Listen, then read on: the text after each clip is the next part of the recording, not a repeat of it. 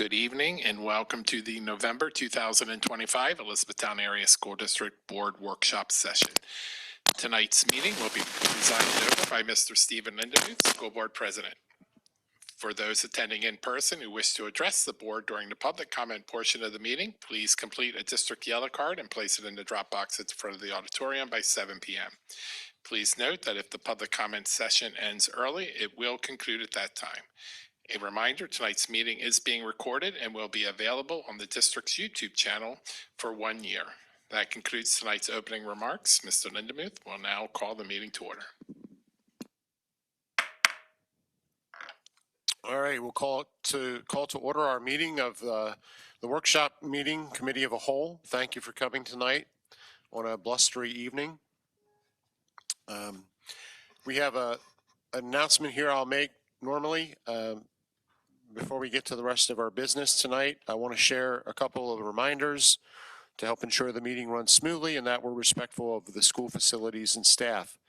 At the conclusion of tonight's meeting and immediately upon adjournment, we kindly ask that all attendees exit the building within 10 minutes and continue any post-meeting conversations outside. This allows our buildings and grounds teams to begin their work closing the auditorium and preparing it for the next school day. We respectfully request that members of the public and the media not enter the stage area at any point before, during, or after the meeting. We'd like to use the time immediately following adjournment for members of the press to direct any questions they may have to the board. Members of the media may come down to the front of the stage on the floor and wait to be recognized in order to speak with various board members. For all the other attendees, if you have questions or would like to follow up on anything discussed tonight, please reach out to the board by email, and we value your engagement and feedback and want to ensure that we're able to respond thoughtfully and appropriately to those concerns.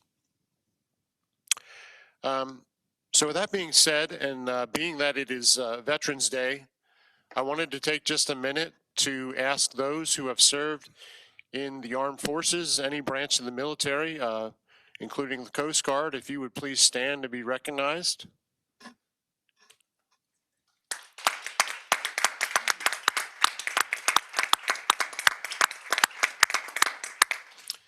All right, well, thank you. We certainly appreciate your service to our great nation. With that being past us now, I believe we'll stand and join me in the pledge and a moment of silence. I pledge allegiance to the flag of the United States of America and to the republic for which it stands, one nation, under God, indivisible, with liberty and justice for all.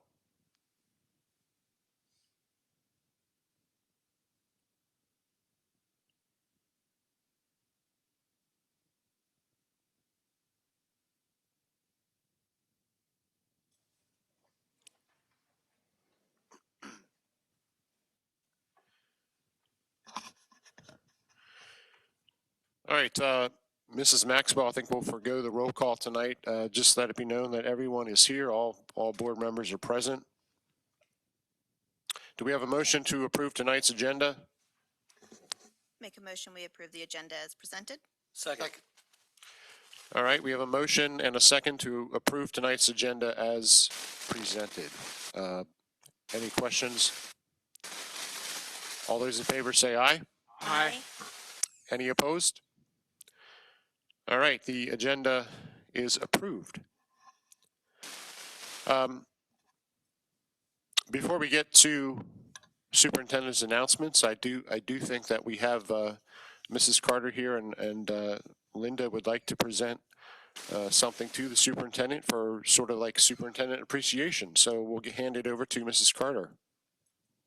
Thank you, Mr. Lindemuth. Yes, so there is no official. We have Principal Appreciation Month, we have Teacher Appreciation Week, we have Administrative Assistant Days, but there is no official Superintendent Day. A lot of schools actually use November 14th, so we decided for November 14th to honor Dr. Nell.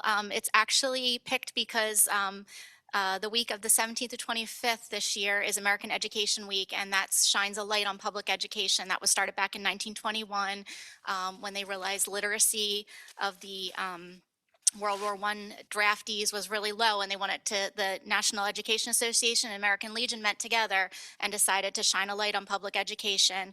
Now the PTA has joined forces with them, as well as the Department of Education, and it's celebrated usually the week or so before Thanksgiving every year. So in light of that, a lot of districts chose November 14th. So we just wanted to take a moment tonight to recognize Dr. Nell and all she does for our district with a small gift. So thank you.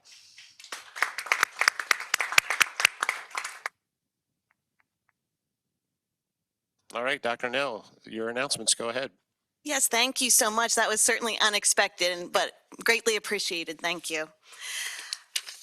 At our 17th annual Veterans Day ceremony today, we proudly honored 29 local veterans, recognizing their dedicated service to our country.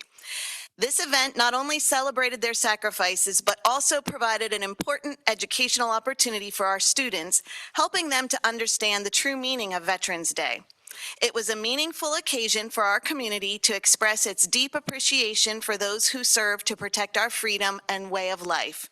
We were particularly proud to recognize district employees who are veterans, including Jake Cadillac, Kenny Burke, and FC1 Michael Wilkinson, as well as our very own school board members, U.S. Marine Corps veteran Mr. Reed and U.S. Navy veteran Mr. Gillis. And I'm also happy to say that Mr. Miller joined us today at the Veterans Day Assembly as well.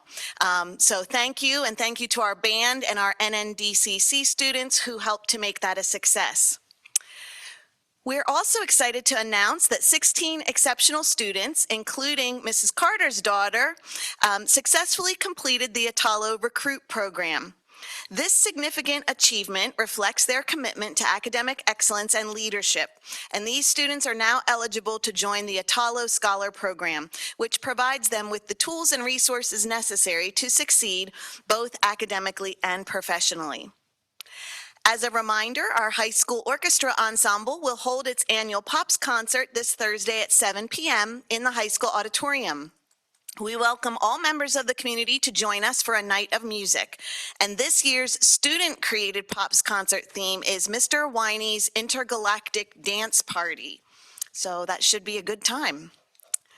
And in closing, the last day of classes before parent-teacher conferences and the fall recess will be Friday, November 21st. School will resume on Tuesday, December 2nd. We encourage parents to take advantage of the opportunity to schedule a parent-teacher conference with their students' teachers at elementary or secondary levels on either November 24th or 25th. Having said that, we do wish our students, staff, and families a safe and restful upcoming break, filled with time to relax and recharge. And although I'll see you once more before then, I'll offer an early happy Thanksgiving as well. That concludes my announcements for this evening. All right, thank you. We'll move on to the student representative reports. Go ahead. All right. Hello, members of the, hello? Okay, there we go. Hello, members of the board and community. Tonight, Maggie and I would like to take our time to speak about the recent changes to the English curriculum made at the October 28th meeting. The materials addressed during that meeting all hold significant literary merit and play an important role in our classes. We, along with many of our classmates, sincerely hope that the board will consider revisiting this decision. We want to be clear that our intent is not to place blame or criticize, but rather to share the student perspective and experiences following this change. After speaking with both students and teachers to ensure that we had accurate information, we'd like to add that all affected materials are barred behind a parent permission slip. We understand and respect the board's desire for parental involvement and would like to note that these permission slips already facilitate this conversation, allowing parents and students time to discuss and make informed choices about the optional materials. It is also important to emphasize that our English teachers are highly qualified professionals who take care in introducing texts like The Hate U Give and The Glass Castle. They ensure that students not only understand the content, but also engage with it in meaningful and appropriate ways. Each of the works that were discussed, whether they are books, poems, or films, directly support the Pennsylvania English standards. They deepen students' understanding of literature, society, and the human experience. Contemporary works such as The Hate U Give help us engage with real-world issues like racial injustice and police-community relations in a structured, guided, and safe classroom environment. These materials don't encourage division, they encourage empathy and understanding. On a personal note, one of my close friends' families fosters and adopted a child. Reading The Hate U Give helped her see perspectives that she hadn't been exposed to before. For many of us, these texts often open our eyes to experiences outside of our own and create a safe space to learn about challenging but important topics, like domestic violence, addiction, and inequality. If our goal as a district is to prepare students to be truly life-ready, these conversations cannot be avoided. They must be taught. As such, I would like to read a quote that we received by one of my peers. As a student who was sexually assaulted, I went through most of my intermediate and middle school years feeling like no one could understand what was happening in my brain. I felt crazy, to put it plainly. When I took courses such as creative writing and AP literature, I read texts that described characters experiencing the same reactions, thoughts, feelings, etc. It made me feel a little more at ease, and eventually helped me to open up about it more. Taking away these books gives the impression that sexual assault is too embarrassing, shameful, awkward, or immature to educate high schoolers on. It's not. It's an issue that only stops once awareness is raised and people recognize that it is not an invisible or admissible problem. It removes an opportunity for people hurt by it to feel seen and empowered. If I had never read a book where I felt like I understood the character or as though the author understood me, I would not only be who I am today, or at the least, it would have taken a much longer time. These books educate, encourage, and stop neutralizing a serious problem. Removing them from the curriculum sends a negative message to the student body, end quote. Books serve as stepping stones in education. We begin with picture books as children and then move to short stories, novels, and eventually literature that challenges us to think critically about the world.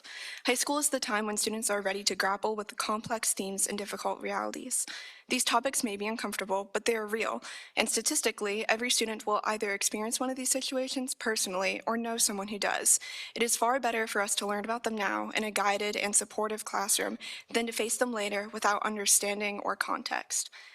By engaging with these materials under guidance of our teachers, students develop empathy, resilience, and the ability to think critically and communicate respectively. Skills that are essential not just for school, but for life. Thank you for taking time to listen to our perspective, and I'm going to turn it over to Maggie.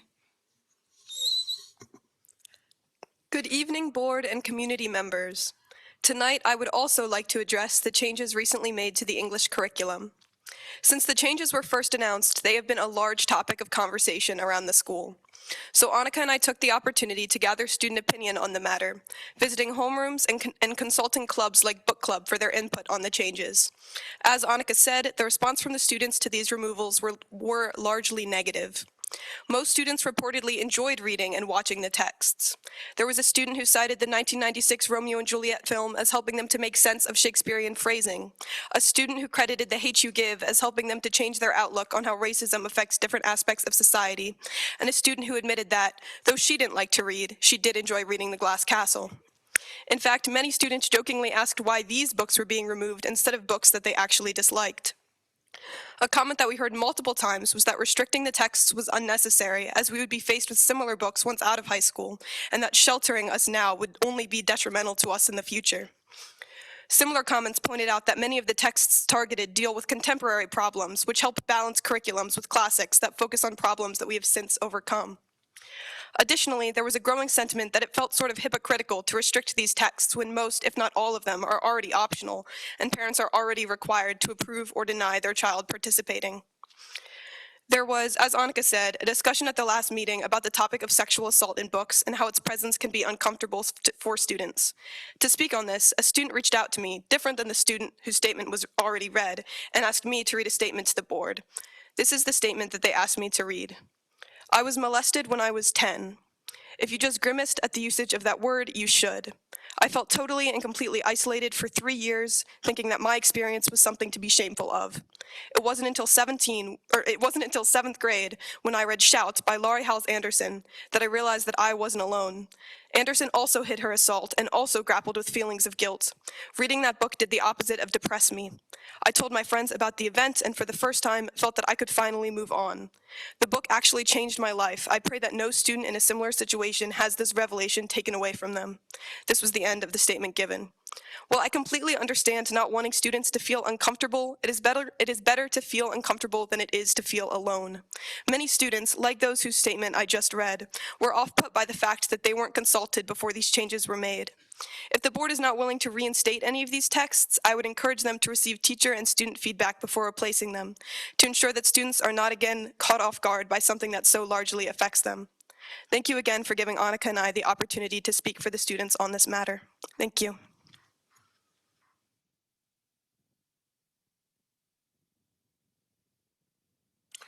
Is there anything else? Any other news from the student body? Because what I just heard there were two, I heard public comments, but I didn't really hear a report from the students. Well, yes, but we tend to like to provide the student perspective in this sense because during action meetings, we don't have a time to speak on things like this. There's a lot of stuff going on in the school, but Dr. Nell typically covers that, so we don't see a point in revisiting it again, because such as myself, I'm involved in the Pops concert. I'm very excited about it, but there's not really a point in saying it when Dr. Nell just said it, so we were just more concerned on bringing student concerns from the board that Okay. concern the The board. student concerns are heard. I'm just telling you that we just heard two public comments. We didn't really hear a report from the student body. So I think we need to Mr. Lindemuth, I might respectfully request that if you'd like to frame the student representative reports differently, that we discuss that as a board and superintendent, as opposed to with the two young ladies that are here this evening. I'm just saying that this needs to be re-examined in my opinion. So we can discuss that at a later time. Thank you.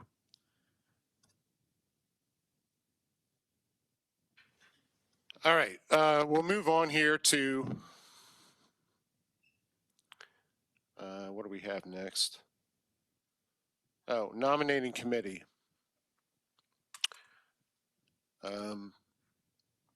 It's that time of year again. We are looking at the reorganization meeting coming up in December. So I have decided to name Mrs. Wilson and Mrs. Schrum as the nominating committee. They will be in contact with you, I'm sure, different members of the board, to see who's interested in president, who's interested in vice president. And you can feel free to reach out to them as well. Also, part of that discussion, a conversation might also be what committees you might want to serve on or outside organizations. So keep that in mind as they contact you and you're in communication with them. I believe, what is the timeline on that? Do we need that information figured out by December? Yes, you'll need that information prior to the December 2nd reorganization meeting so that you can have your election for officers. You may recall that you elect or you choose a temporary president, and then that person would announce who had been nominated for the different roles, and then the board would vote on those positions at that reorganization meeting. Okay, so December 2nd is the reorganization meeting. We need to probably have that squared away by the end of November, just before that. So we'll leave that up to the nominating committee. Moving on, we have facility items. Mr. Emery, what have you say there?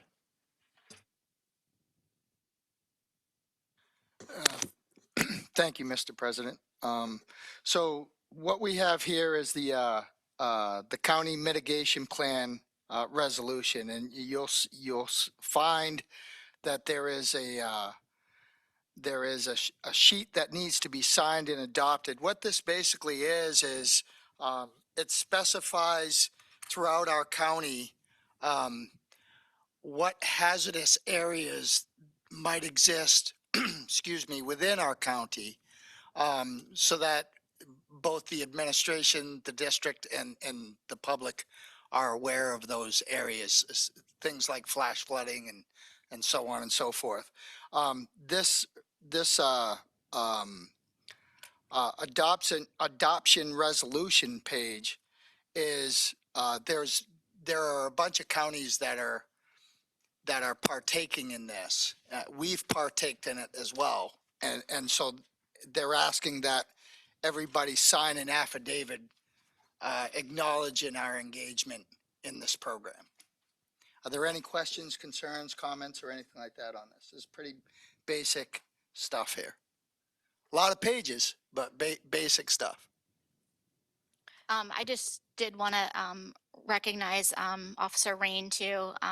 He represented our district during Yes. these meetings, and I don't know if there's funding available through this. I know there were some grants, but one of the things that he put as a goal would be to install vape detectors, and he noted just how that has increased in our school, and so that was one of the goals that he listed there. So I thought that was interesting, but it was a very lot of information, and It's it would like have been nice to 600 kind of had pages.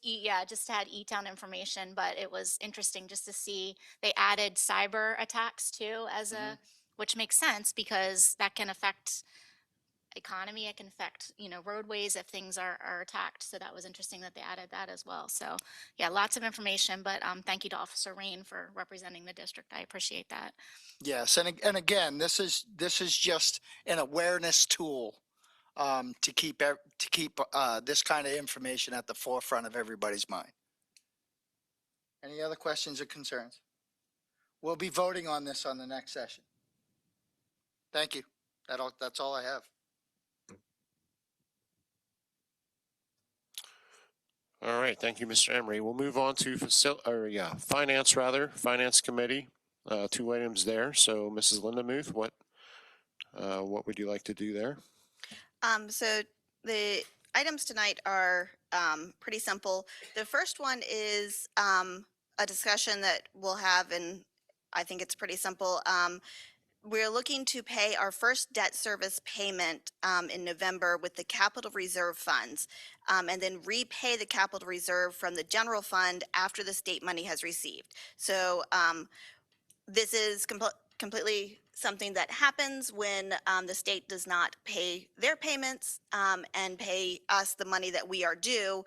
And so instead of stretching our funds too far, we are allowing ourselves to have a little bit more cushion by paying that debt service payment from the capital reserve, knowing that we will then reimburse capital reserve. So it will all be where it's supposed to be. It is just a reallocation of funds for a short period of time, waiting for the state to do what the Fed has finally done in passing a budget. Are there any questions? I know, Mr. Strickler, you always tell us capital reserve is just for projects and things like that. I'm assuming that this is completely okay to do and there's no there's no red flags. Oh, The Pennsylvania allows debt service payments to be made from capital reserve at any time. You could do that. It would be sort of not really well to borrow money and then pay it back using the same money you just borrowed. But if you recall, the first year of our bonds, we said because of the extra interest we were earning on the bonds, we paid our interest payments for the very first year, nothing out of general fund, all came out of the bonds. So what this is doing, as I talked to Mrs. Lindemuth about, this is protecting our cash, because at this point, no one's saying whether it's going to be next month or April. And I would much rather, if we don't have the cash in the general fund, we can't just move it over for any reason from capital reserve to pay payroll or other bills. We can pay debt service. So this will protect our cash so that we can pay payroll and don't have to borrow and pay 6 or 7% interest, whatever it may be. So that's all we're doing at this point, is protecting our cash. We have plenty of cash for the rest of this year. It is not an immediate need, but we don't have bond payments come up. This is due November 14th, so that's the reason for more of the rush. But it is completely legal. There's not a problem at all with it.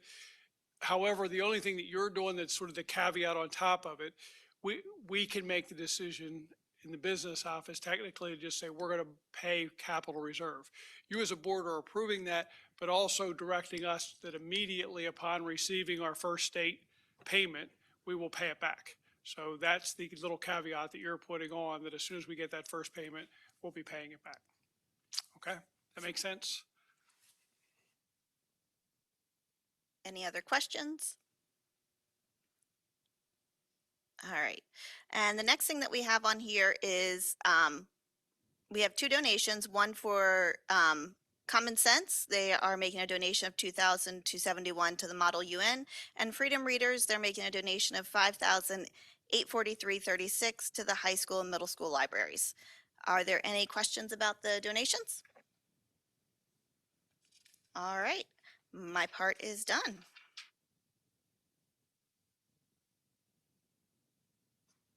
All right, moving right along, we will go to Ed Planning Committee. Mrs. Carter. Thank you, Mr. Lindemuth. Tonight, you have 6 documents there for 6th, 7th, and 8th grade math curriculum, guide, scope, and sequences for our math courses.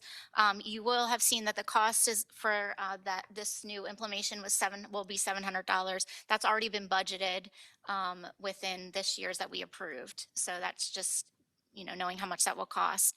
And all the levels of math courses are covered. I know 8th grade, sometimes there's some students that take algebra or pre-algebra, and those are all covered in these guides and scope and sequences, if you take a look at them. So we will actually be voting on these on the November 25th meeting. So if you have any questions, certainly reach out to me and I can get back to you with the answers. Anybody have any questions after looking at it before now? I didn't get any questions, so okay.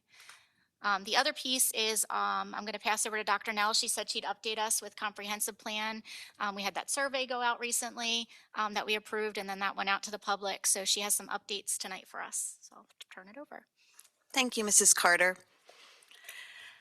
All right, well, it's time for another monthly update on where we are with the comprehensive planning process. Next slide, please.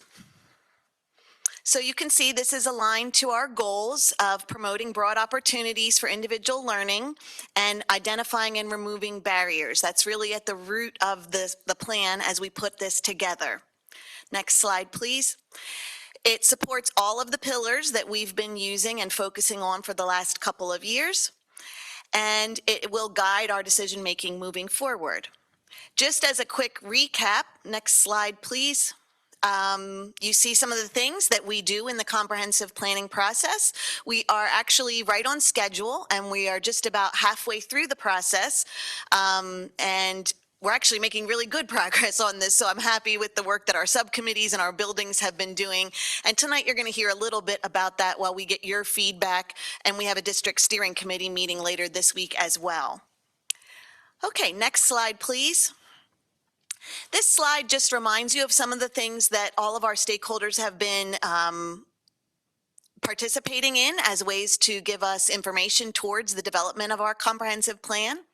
Our district steering committee has been meeting in September through November, and you can see some of the things we've already been doing, some of which we've discussed at previous updates, including looking at drafting mission, vision, and value statements, reviewing a whole bunch of district and building and department data. We've started identifying strengths and challenges that the steering committee pulled from some of the data results that they were looking at. And what we will be doing on Thursday is starting to pull all of that together into an analysis of the district strengths, challenges, and any common themes that can be found. Because remember, the objective of putting together the comprehensive plan is to come up with 2 goals for the entire district. So it's a little bit of a balancing act where you're looking for things that you're going to get the most bang for your buck because they might be challenges or common themes district-wide. You don't want to make them so specific that that the whole district doesn't have buy-in and participation in achieving those goals either. The last couple of meetings, both tonight and back in October, this group has reviewed the environmental scan. You've looked over the survey. You've participated in the survey. Thank you to those of you who did do that. And over the next few updates, you will also be looking at strengths, challenges, and common themes.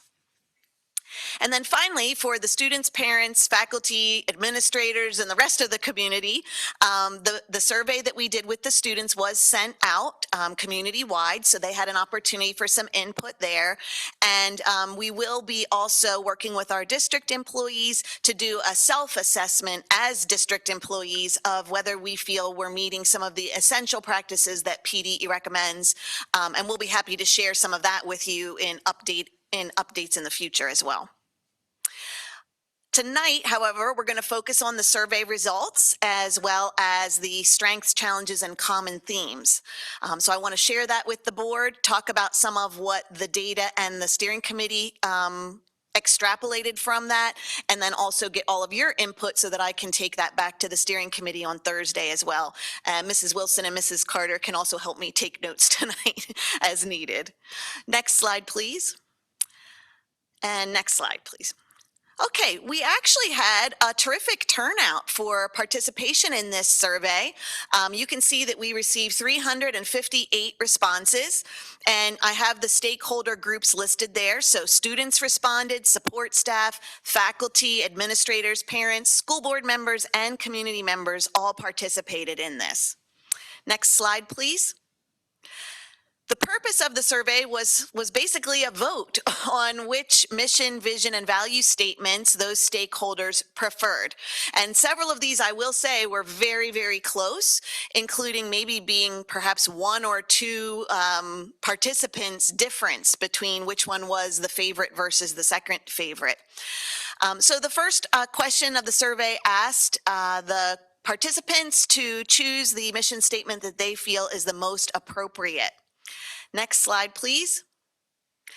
So again, I showed this slide back in October when these were still options and drafts, and the survey indicated that the participants preferred the first option for the mission statement, which is our mission is to prepare every learner for life by equipping them with academic knowledge, essential skills, and social emotional wellness so they can thrive in diverse career, college, and community pathways. The second, number 2, was the one that came in second place. I like to color code things because that's just how I organize them in my head. But that gives you an idea of where the community and the stakeholders are on the mission statement. Next slide, please. And I know the text on this is very small, so I'm hoping you had a chance to look at the presentation before tonight, and we'll get a copy of it out there for the community as well. But in addition to asking about the mission statement, I included an open-ended question, which would allow the participant to provide any additional feedback they would like us to consider. And this was broken down really thematically. I did not include every single individual comment about the mission statement, but there were basically 6 themes that came out of that feedback, which included clarity and conciseness. A few people felt that the options were a little wordy. They enjoyed the balance of the academics being the priority with the whole child approach, recognizing that all of our students are human beings who have a lot of variables and things going on while they're learning. There was support for that type of balance. There were several comments that recommended that we keep some semblance of interconnectedness or globalness in that readiness preparation for the future. That will be something that we'll have to decide before we draft the final plan, but that did come out of some of the comments that were included. Many people who responded and added other comments supported the arts, activities, and altruism, which has been a longstanding tradition here at E-Town. And then again, lots of support to keep some semblance of our Life Ready model and recognizing there are multiple pathways our students can pursue after graduation. And then of course, there were a few folks who just had some wordsmithing that they wanted to do because they were concerned about the tone or the voice that were in some of the mission statement options. So we take all of that, we reflect on it, we consider that, and then make a final decision within the next few weeks. Okay, next slide, please. We did the same process with the vision statement. So there you get a little snapshot of the pie graph and you see what the results there were. If you can go to the next slide, I'll highlight it on the choices that were presented for the vision statement. Interestingly, the preference among the participants on the survey was option number 2. We envision a district where learning is personalized, innovation is embraced, and graduates leave ready to succeed in college, career, and community life. This is a little bit different than what our current vision statement is. A lot of us have that memorized, the every student graduates ready to live, learn, and thrive in a global community. But it seems that the feedback on the survey indicated that there might be another option to consider there. So number 2 was the favorite there. Next slide, please. Similarly, I allowed an other category with just an open-ended question, and there you can see some of the themes that came back to us through the participants. Again, some interest in recognizing an interconnectedness or a global perspective for students to have moving forward. Several people mentioned including some type of compassion, empathy, or service like the altruism I mentioned earlier. They endorsed that as they were reflecting on the choices there for the vision statement. There was a lot of support for that concept of personalized and innovative learning, which is not surprising since they chose the vision statement that specifically said we want personalized and innovative learning. They did want the vision statement to be inclusive of all learners and again emphasizing many different post-graduation pathways. And then, of course, we have the wordsmiths out there who wanted both simplicity and some inspiration in the vision statement itself. Next slide, please.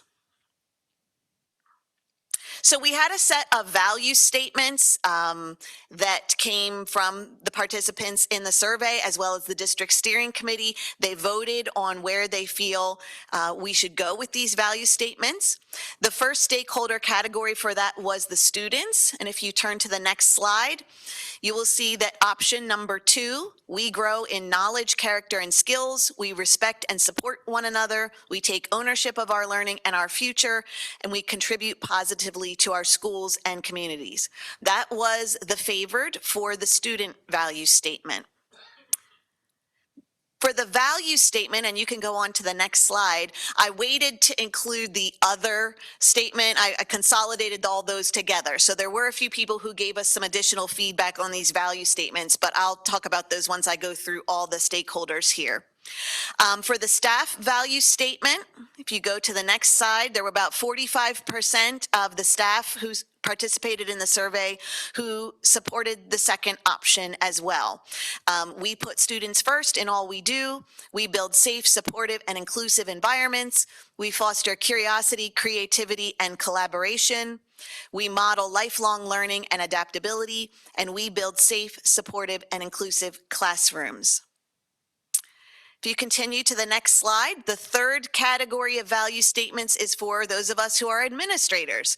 And everybody got to weigh in on this. It wasn't just the administrators choosing just their value statement. Anyone who participated in the survey could weigh in. And you can see about 50% of them chose also the second option. So if you turn to the next slide, you can see what they recommended for the administrative group.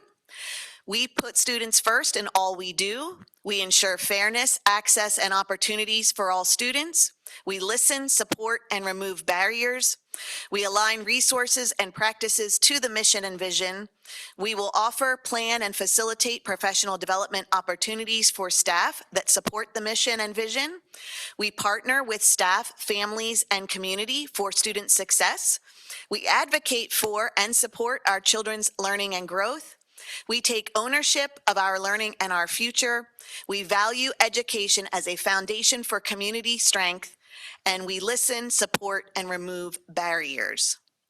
So that was the feedback on the administrator values. Next slide. The fourth value statement is related directly to parents. And again, you can see just by the visual that a little over half of the participants in the survey chose the second option. If you go to the next slide, for parents, the value statement that was recommended by the survey results is that we put students first in all we do. We advocate for and support our children's learning and growth. We work as active partners with schools and teachers. We encourage independence, responsibility, and resilience. We nurture a positive, safe environment at home and in the community. We value education as a foundation for community strength, and we listen, support, and remove barriers. So you are hearing some common themes there between the staff, the administrator, the parent. It seems there is a desire to have some common values there among the adults involved with the district, but each one is slightly different in its wording.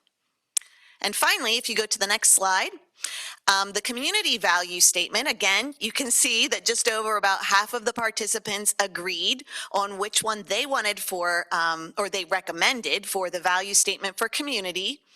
And if you go to the next slide, you can see, again, there's a pattern here. They chose the second option. You'll hear some similar phrasing. We put students first in all we do. We partner with schools to create opportunities and open doors. We share resources, expertise, and experiences with students. We value education as a foundation for community strength. We help students discover passions and step confidently into their futures. And we advocate for and support students' learning and growth. So those were the recommendations that came out of the participation in the survey. And as I mentioned earlier, when you go to the next slide, here's some of that additional feedback that came through about all of those value statements for students, staff, administrators, parents, and community. There was a very positive reception to breaking that up and differentiating it by stakeholder group. They thought that there may be a need to make some of the student values in age appropriate or more understandable language that students at younger ages could identify with. So that might be something we want to explore. There was a consensus among the staff and administrator value statements that putting students first should be a priority, followed closely by creating a safe environment. Several people did mention also to try to avoid jargon, particularly things like 21st century skills. I admit that kind of gets under my skin a little bit too, given the fact that it's 2025. So we shouldn't still be talking about what they need in this century. We're already in this century. And then for parent and community values, similar, I'll let you read through that. There was some appreciation for framing the families and community as partners, and a reminder that families have different forms, so it's not always a literal parent. It could be a guardian or a family as a whole to consider. So those were the value statements. Those were the survey results on the mission and the vision. I can pause here if you want to give any feedback or ask now, or if you prefer to wait until the end. Keep going? Okay, we'll keep rolling. We are almost to the end. So the second thing I told you that I would highlight tonight is some of the work that's been coming out of both the district steering committee, and each building in the district has its own building level activity and committee that they are contributing to this pipeline of ideas and brainstorming on the strengths, challenges, and common themes. So if you go to the next slide, here, and I won't read every word of this, but here you can see some of the district level strengths that emerged from our data analysis and conversation. That includes early literacy growth, a rich data culture, college and career readiness, community partnerships, our whole child focus, as well as our arts, our activities, our extracurriculars, as well as our graduation rates and post-secondary success. So those were some of the things that emerged from analyzing the district level data as strengths. If you go to the next slide, you see what we determined to be some of the district level challenges. And these are broad umbrellas, so there may be some more specific things under these labels that we would want to dig into a little bit more if we chose one of these areas as one of our goals. So there still is a recognition that we're not where we want to be academically. We've discussed that before as a board and as a community. We've seen some significant declines in our standardized test scores, so that's going to be something we want to consider as a need. There are some achievement gaps, particularly among our special education students and our economically disadvantaged students. We are working on curriculum alignment K-12, but there was a need identified to continue that alignment. There is a frustration. Sometimes we don't always have the data in a timely fashion, so that can be a challenge to us to make decisions based on that. Resource constraints, that's the reality of the world we're living in right now, as well as some changing demographics among our community and in our district. That could both be an advantage or, well, not so much an advantage, but more a strength or a challenge, depending on how you perceive that. And then we do recognize that there's still a need to work on trust among our groups of stakeholders. And we have a growing competition, of course, that's going to be a challenge for us financially with private cyber and homeschools. Next slide. So our building principals did a similar exercise to what we did with the district steering committee at their own levels. And this slide just represents a summary of their findings. Again, finding that early reading growth as a strength, aligning our efforts between buildings has been improving, as well as expanding extracurricular opportunities and student leadership opportunities. And of course, that results with high graduation rates and success after graduation.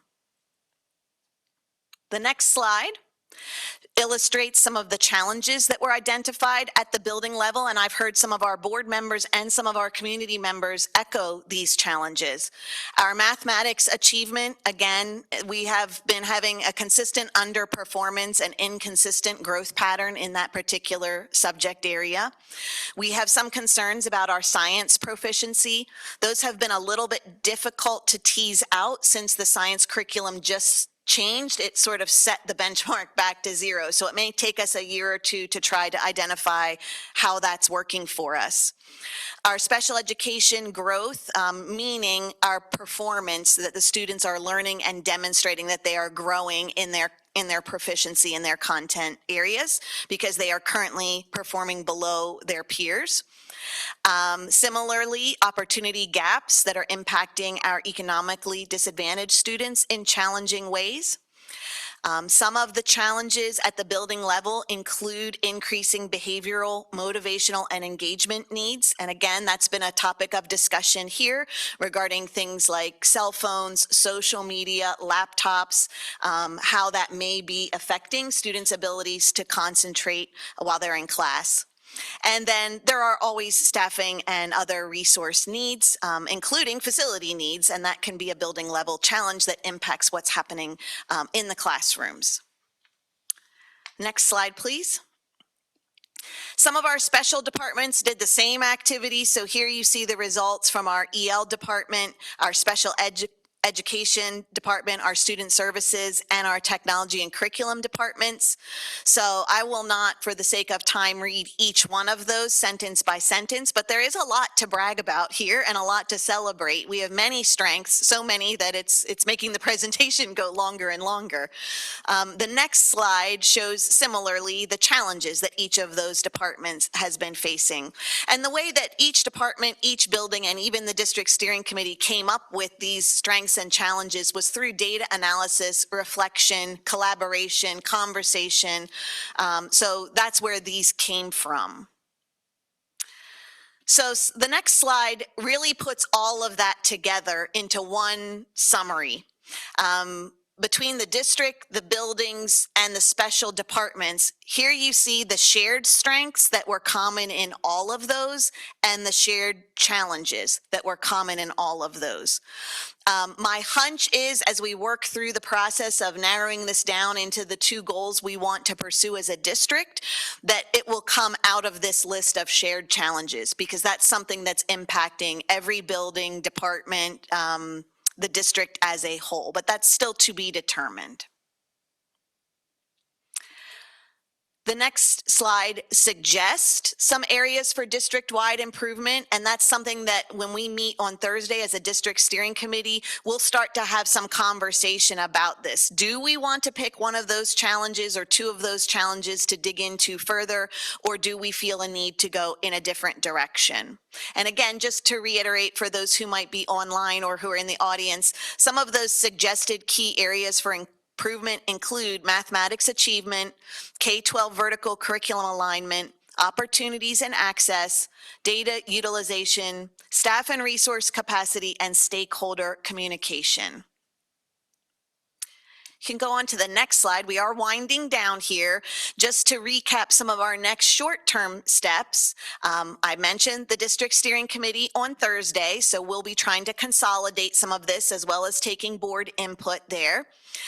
We will be using those draft strengths and challenges and board input to finalize those strengths and challenges for the purpose of completing the PDE template that we need to fill out for the district.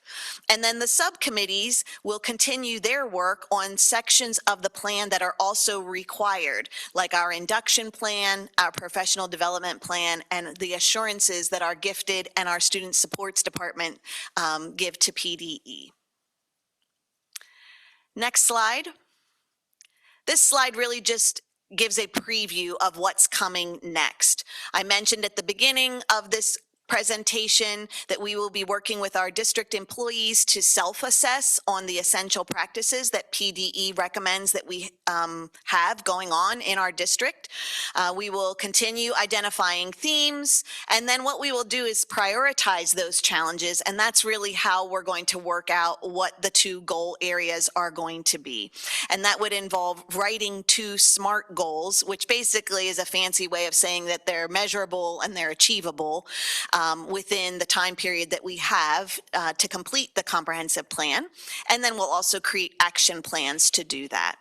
And of course, the very last step, probably January, early February, is making sure this is all in the electronic form so that the board can approve it and PDE can approve it. Now, that was a lot of information, a lot to digest. Again, I hope the board had some opportunity to look at these slides prior to tonight. But I am interested in hearing what your feedback and your input is so that we can take that to the committee for consideration.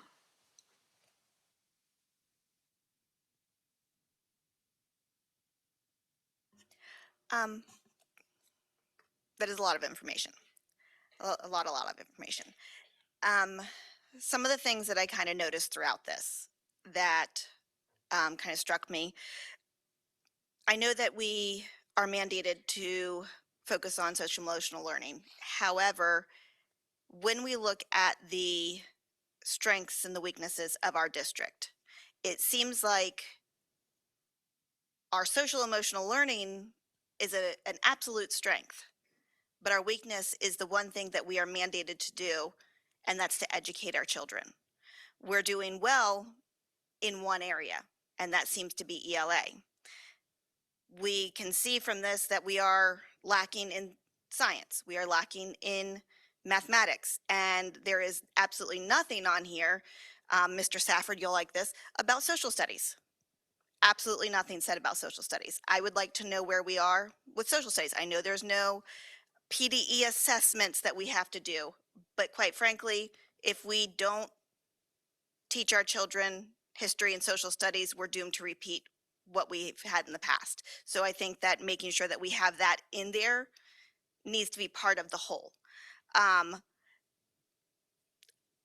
feel that as a district, it's very telling. This is a good opportunity for us as a district to look at where we are. And I'm glad that this is something that's mandated for us to do.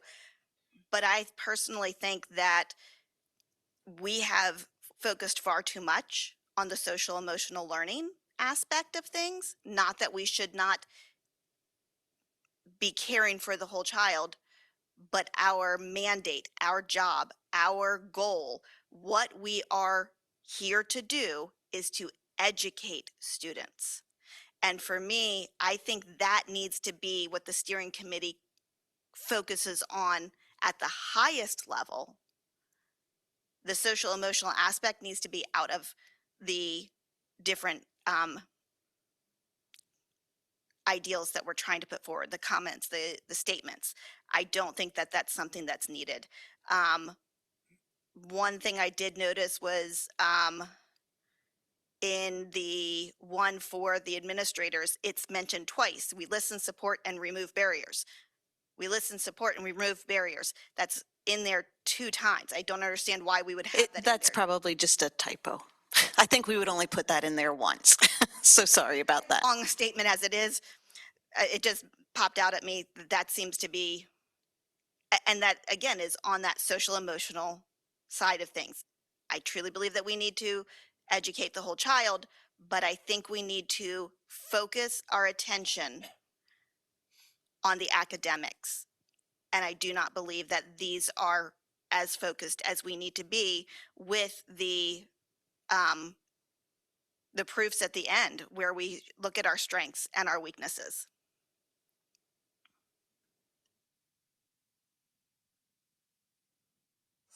The only comment I have is how we teach our math. And if we go back to when we switched how we teach math, what our scores are then and what our scores are now, can we look at where those numbers are? Because I don't know if the way we're teaching math is better,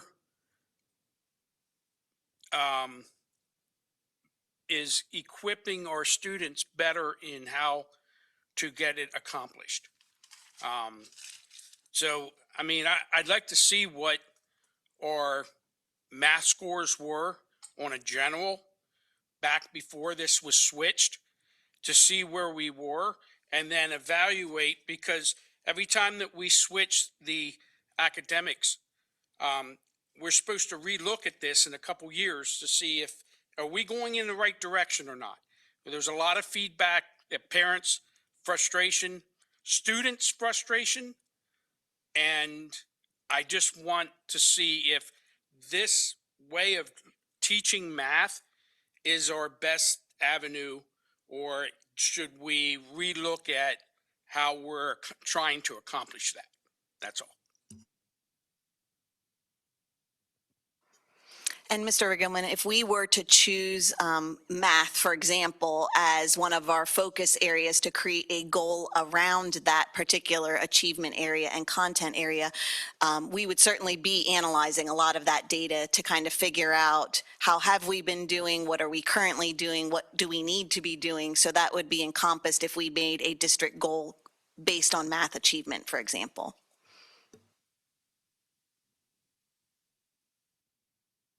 I saw there were 358 responses, and I was just wondering, with our other surveys that we've done, where does that kind of fall with response from the community? I actually felt like this was a pretty good turnout. I can work with Mr. Portzer if you want some comparison between some of the thought exchanges that we've done in the past. But having 350 individuals complete a survey like this is, I would consider that a success myself, and I'm not a formal statistician, but I know sometimes participation, the results can be skewed if there's only 10 or 20 people that reply, but 358, I feel like it was a pretty good cross-section. Even among the subgroups, like there were groups from represented from students, from faculty, from administrators, school board members, community members. So I think it was a pretty good cross-section. Thank you. And then I did like some of the comments. I appreciate you including some of those comments because I think they were valuable, especially being on the steering committee for that. But like the inclusive language of families, I think that's important instead of parents with some of that. I would echo some of the ideas of focusing on the academics. I definitely think, since that is one of our weaknesses for the next 5 years, that should be one of our focuses, that we really need to kind of use that as a, use this obviously like it's supposed to be used as a measure of how are we improving our academics. So I definitely think, as we discuss things on the 13th too with our groups, just to make that at the forefront of what we do. And then there's other things, I mean, even taking care of the whole child kind of falls in with all of that. But I think the priority does need to be getting, unfortunately, I know I hate that it's all testing, and testing's constantly changing. As you know, we have the online tests that are happening that skews results, and I think science is due to change in the next year or two. I remember hearing that. So that's going to skew our results as well, which is frustrating because then we won't be able to have a true measure of how we're improving.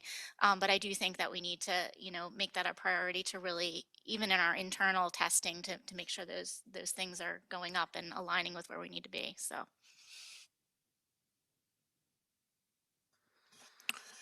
I'm looking at slide 9, options for mission statement. I guess these are from the steering committee. I really like number 2, Our mission is to inspire and support students to reach their fullest potential through rigorous academics, personal growth, and meaningful connections that prepare them to contribute responsibly in a changing world. I think the language there is really good. Once again, I think I said it last time, and I'll say it again. I think maybe something you could add to that is contribute responsibly in a changing nation and world. Maybe add that concept of nation in there as well. But I think number 2 is really good. And even for the vision statement, slide 12, I do like number 2 there as well. We envision a district where learning is personalized, innovation is embraced, and graduates leave ready to succeed in college, career, and community life. So if I had to put my plug in there for some things, those would be the statements I would support. Yeah, back on slide 9, statement 1 and 2, maybe a combination thereof, a mixture of that, might include everything that we're looking for. Yeah, that was something I was considering as well, that there may be a few minor tweaks, because some of these were very close in the vote too. So when we look at these 2 options with the steering committee, they might have been 1 or 2 people different. So if we can find ways to blend them, we're actually making even more of the population who took the survey satisfied, so to speak, because we've come up with a compromise that gets what everybody's interested in embedded into the mission and vision. So that will definitely be something we continue to look at. Any other questions or feedback? It was a lot to take in, so if you think of something after tonight, you're welcome to contact me. You can contact Mrs. Carter or Mrs. Wilson, and we're going to start tidying some of this up so that we can keep moving forward with the process.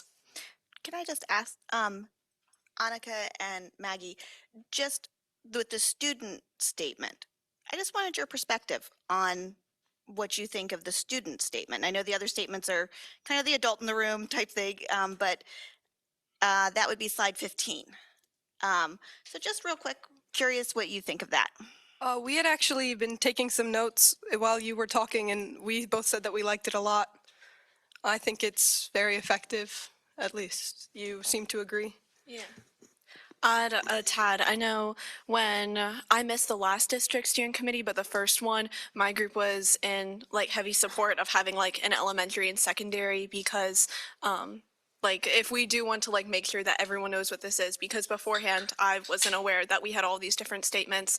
I think it's really important that at different like ages of development, it's able to put into like words that they're able to understand. So we really enjoy it. I know when we had like the form sent out to students, that anyone that I saw, it was like, please fill it out. It's super helpful. We've been working on it. So yeah. Thank you guys for that. I think that's all for now. Thank you.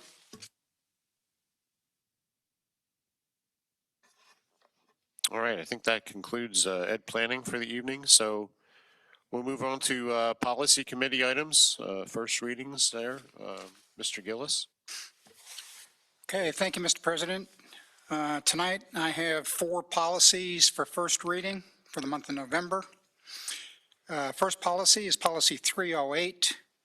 It is the Employee Contract Board Resolution Policy.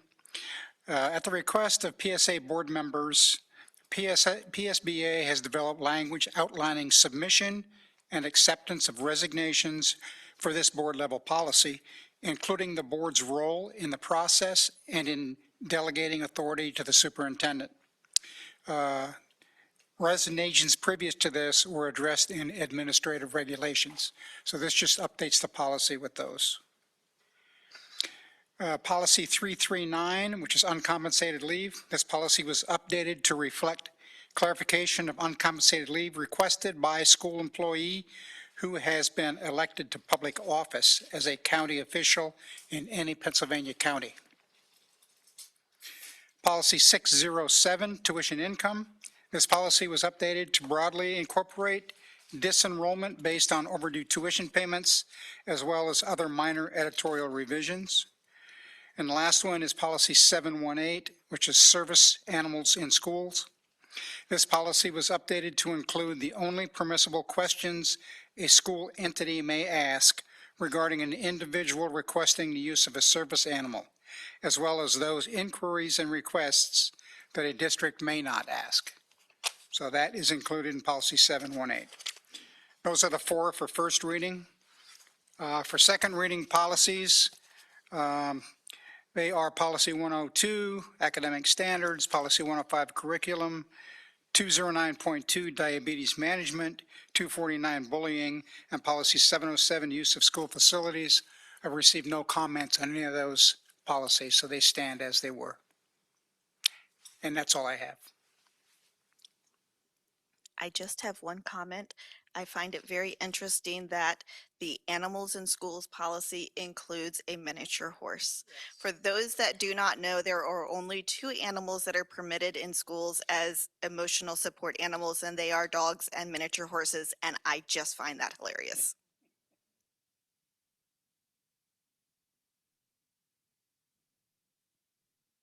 All right, if there's any other questions for policy?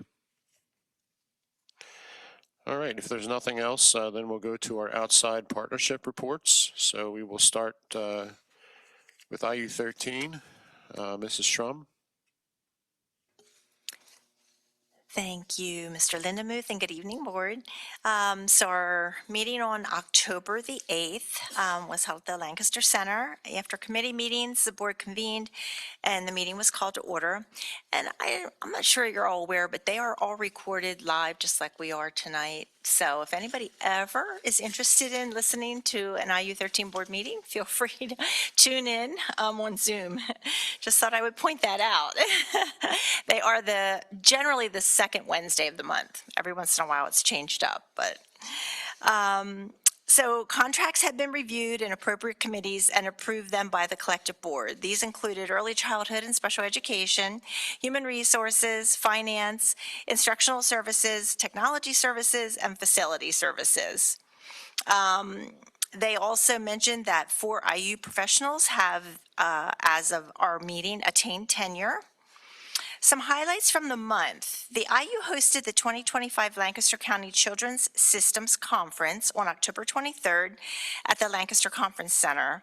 This is held every other year. The keynote speaker this year was Dr. Ken Ginsing, and the theme was Raising Resilience, Strengthening Youth Systems and Support. The NASW PA chapter is a co-sponsor of this workshop, and this year 140 people registered, and the conference awarded 4 continuing ed credits upon completion of that conference. Also announced the upcoming Special Ed Administrators Conference. This will be held at State College, which actually begins tomorrow, so that is November 12th through 14. The IU does cover 1 night of stay as well as breakfast and lunch for those administrators that will be attending the conference. Then Mr. Stem provided an executive director's update, and he highlighted a few things that have been going on. I think I mentioned before about the Thaddeus Stevens partnership. They had the technology crew for the IU13 students to volunteer around the campus, assisting the facilities maintenance team. And they announced that so far this program is going really well. They've had great participation. The Workforce 2030 Summit, led by IU13 Associate Program Director Dr. Lauren Miller and co-hosted by Lancaster STEM Alliance. An IU13 employee, Amber Newcomer, paraeducator at Central Manor Elementary, received a Trust and Unity coin, celebrating her quick response to support a colleague in need. Amber actually performed the Heimlich, to assist a choking colleague. So that was pretty cool, just to, just see her picture and just honor her for that. Quick response. Also, the Edible Classroom Project at Central Education Center received a grant from Lancaster STEM Alliance in the amount of $30,000. With this, they were able to build raised garden beds and acquire seeds for gardening. And we saw pictures of their produce, and it was really, really neat. They were really excited about all that they had been able to do with that grant. Finally, the IU is sponsoring the annual Holiday Mitten Tree Project. I know there's a lot of opportunities this time of year to be able to give and support. This one's really worthwhile as well. The school social workers, with support from administration and the Lancaster Lebanon Ed Foundation, have announced 2025 campaign. The goal is to provide gifts for 200 students. Each mitten represents an IU 13 student's wish, and the goal is to make each wish come true. Please consider if you're able to participate this year to spread a little holiday joy. You can actually get information on the IU website, and there's actually a way of being able to virtually participate in the Mitten Tree program. Our next meeting is November 12th, which is tomorrow evening at the Lancaster Conference Center. That's the report. All right, thank you very much, Mrs. Strum. The CTC, Mr. Riggleman. Yes, my last meeting, which the same night is our executive meeting. So I was absent from that meeting. However, the JOC, the only thing that they put forward out of that meeting was that there is no meeting in November. Because of Thanksgiving, there was a conflict of that because that came up on that the meeting would be on that night. So we meet again in December 8th, and at that point, I'll have more info. The only other info that is kind of old news was that they're working on the water problem at Mount Joy. They had lost over 1 million gallons of fresh water.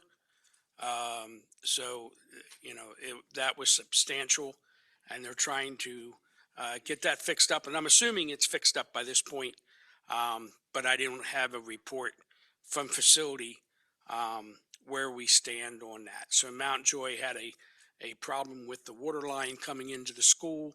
It's, you know, it burst, and they had town water that was lost at 1 million gallons.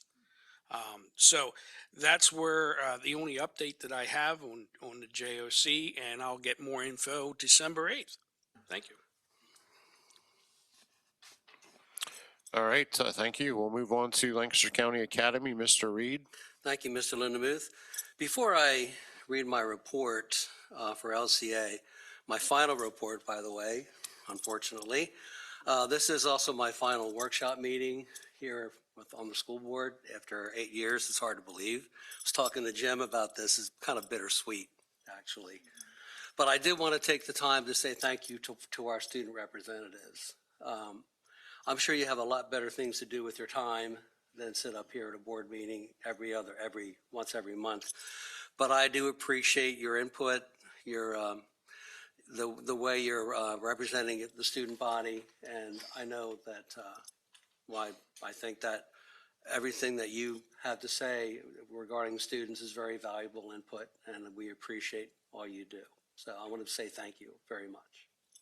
LCA, I got a little note from Amanda Griffin this morning, just because we don't have a meeting until December 3rd.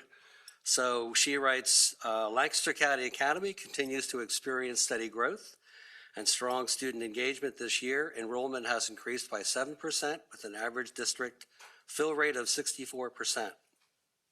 We currently serve 59 students, including 26 new enrollees thus far this year, and have already celebrated 3 graduates with 34 seats still available. We're eager to welcome additional students, particularly as Hempfield and Ephrata have expressed interest in new enrollment, that's great to hear. This continued momentum reflects LCA's reputation as a supportive, flexible, and impactful program that helps students reach their goal of earning a high school diploma. Students are also participating in real-world learning through our 8-hour job shadowing program, which connects them with local businesses and community partners. These experiences not only fulfill graduation requirements, but also help students build confidence, professional skills, and clarity about their post-graduation plans. LCA remains committed to helping students find success beyond the struggle through personalized learning, career exploration, and meaningful community connections. When I first got on this board 8 years ago, we were questioning whether or not we could even survive financially. It was, we were meeting at the mall, it was called the Mall School at the time. And we had hardly any finances, and it was really a struggle to keep it going. But through the leadership of Dr. Ryan, and also now with Amanda Griffin, it's exploded. It's really wonderful to see how that whole organization has grown. We're now 2 campuses, and we're very self-sustaining, and it's just really good to see that happen. So that's my report, and it was a privilege to serve on that board, as well as it is a privilege to serve on this one. So thank you. All right, thank you, Mr. Reed. Your service is much appreciated. We'll move on here. PSBA, Mrs. Wilson. Thank you, Mr. Lindemuth. Well, there's nothing on the budget yet. However, sources are saying that a finished budget is imminent, possibly this week. So let's keep our fingers crossed that that actually happens. That would be great. So Mrs. Carter actually just recently attended the PSBA Delegate Assembly, and she agreed to give us an update. So, Mrs. Carter. Yes, Mrs. Wilson, thank you. It was interesting to go up there. This was the first time that they had done it in person for several years. So there was a little pushback on that because our counties out west didn't necessarily want to come all the way into Kalahari. But it was interesting. It was a full room. We all got clickers to vote on the different items that they're going to use as our focal points for this year going forward. You guys all got that information. But it was interesting. We had, just like at a board meeting, you could get up and make a statement if you'd like regarding some of the items that we had up for a vote. And then once we were done, we were able to go home. So it was an interesting experience. I encourage, if anybody would want to do that, that it was interesting to do that. And it was at the tail end of their conference. So it was neat to see the room set up, and there were a lot of attendees at the conference as well. I think it had run through the weekend. So there were a lot of people there for that. So, but other than that, it went smoothly, and the votes, there wasn't anything that was really tricky. I think everything was pretty well liked by the majority of the people there. So it was interesting. And thank you very much for going. That was in the Poconos, correct? Yeah, so that was a haul. So we appreciate you going. I know that some of us went before. Actually, it was Mrs. Strum and Mr. Gillis. I was homesick, so I did Zoom. But I was able to vote as well. So I'm hoping next year they'll have it somewhere that's maybe a little more close. Otherwise, maybe a bunch of us could haul down to Poconos, because I think I would like to experience that in person. So thank you. That's all I have, Mr. Lindemuth. All right, we'll move on to Ed Foundation, Mrs. Lindemuth. I really don't have much to report. Our new director of the executive director did start last week, correct? So looking forward to working with her and having our next meeting next Friday. Thanks. All right, so that concludes our reports from outside committees. I believe we are ready here for public comment, right? All right.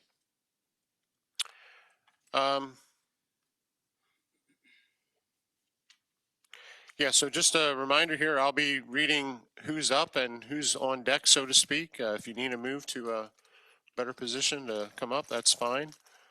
Just keep your comments to 3 minutes and respect the time and respect one another and the board. So please address me as president. So first off is Mrs. Kleindens, Kim Kleindens, followed by Judy Grove.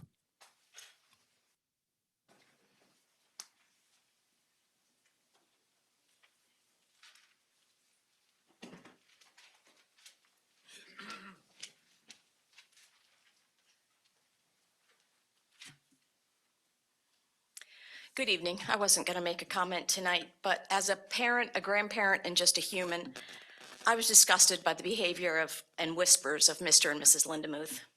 As the leaders of this board, you should set an example of how to support and encourage all students with respect. It shouldn't matter if you agree with them. They are children. You were supposed to be the adult. Act like it. You start every meeting with a lecture and on respect to the audience. Perhaps you need a refresher yourself. Your comments were totally inappropriate in this environment. Thank you, Dr. Nell, for redirecting and trying to protect the hearts of our children. Annika and Maggie, we are very proud of you, and I'm really sorry for the way you were treated. So lastly, I'd like to read, if I can pull up my phone. Listen to the words of the Student Values Statement.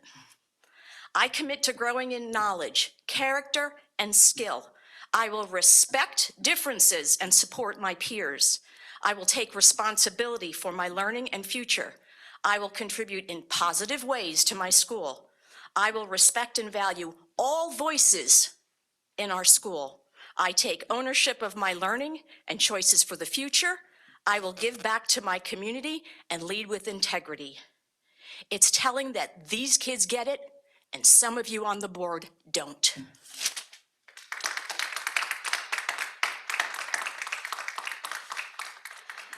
Mrs. Kleindienst, you had no topic of comment written on the paper, so just a reminder, write a topic that you're deciding to speak on. Thank you. Judy Grove is next, followed by Shannon Teets. I'm here. And I only want to speak about the donation. Good evening, school board. My name is Judy Grove, and I am the founder of Freedom Readers, which was formed as a group of readers who are opposed to indiscriminate book banning. We were formed in January of 2022, and our mission was to read and review books that are targeted as problematic to politically motivated groups. We also want to support our professional staff who oversee our library and curriculum. When there were $0 provided for books in the budget for our middle school, high school students for the coming year, we opted to go to the community with a plea for help. A GoFundMe was established, which in a few short months, we received over $6,000. Donations came from our community as well as concerned citizens from as far away as California and Wisconsin. We hope that this donation will help our school libraries with the purchase of needed resources. We believe that reading a book is an essential tool for our students to help them achieve success in life. Thank you.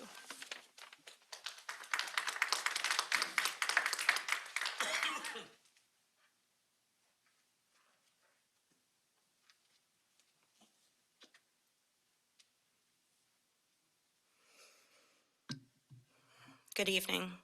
A few weeks ago, I had the privilege of participating in the sophomore mock interviews. I met several impressive students, helped them tackle an important milestone, and offered feedback to support their success. Their thoughtful emails showed they truly listened and planned to apply the advice long-term, whether they stay in E-Town, move away, or come back as I did. It was just as inspiring to see students of all perspectives speak at the last board meeting. Presenting before the board is no easy task. We often ask them to listen to us. It's time that we listen to them too. There's a difference between hearing and listening. Hearing is passive. It happens during public comment. Listening takes effort and empathy and willingness to understand before making decisions. It means considering the voices of the community, educators, administrators, and students before making decisions that directly impact them. Student representatives, thank you for the work you did in polling others, collecting feedback, and sharing that perspective as part of a student body report tonight. As that is such a hot topic, it's important for the board to be made aware of what's being discussed. The recent decision of possibly removing the Romeo and Juliet movie, Sylvia Plath, and other literary works is more than just a curriculum adjustment. It's censorship. Parents already had the right to opt out, and that was a choice. This feels like control. I'm fully capable of making decisions on behalf of my child and their education. My concern is that the board no longer trusts parents to do so. I prefer my child learns tough lessons in a safe, guided environment with certified teachers before the world forces those lessons at 18. I feel that that's my decision to make. Removing art in any form removes humanity. Literature offers students skills that they need to thrive beyond Elizabethtown. We must support and not undermine our educators and our students. These types of decisions impact curriculum integrity, student engagement, and the district's reputation. Many of us still believe in E-Town's potential, but we need a board that leads with intellect, collaboration, and respect. It doesn't have to be this way. We don't have to be divided. We're all human. We all care very passionately about our children and the students and the future of this school district. And it doesn't have to be this way. This is obvious to me. That said, the board does set the tone of each meeting. So I just ask that you start listening. As a reminder, at least for now, until it changes, every student graduates ready to learn or live, learn, and thrive in a global community, not only in Elizabethtown, Pennsylvania. Thank you.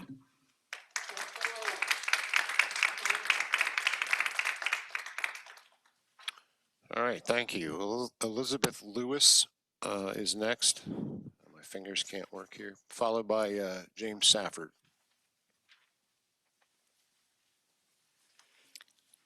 Good evening. I'd like to begin by expressing gratitude to Freedom Readers for its donation of nearly 6,000 to middle and high school libraries, and gratitude also to Common Sense for a generous donation of over 2,000 to the Model UN Club.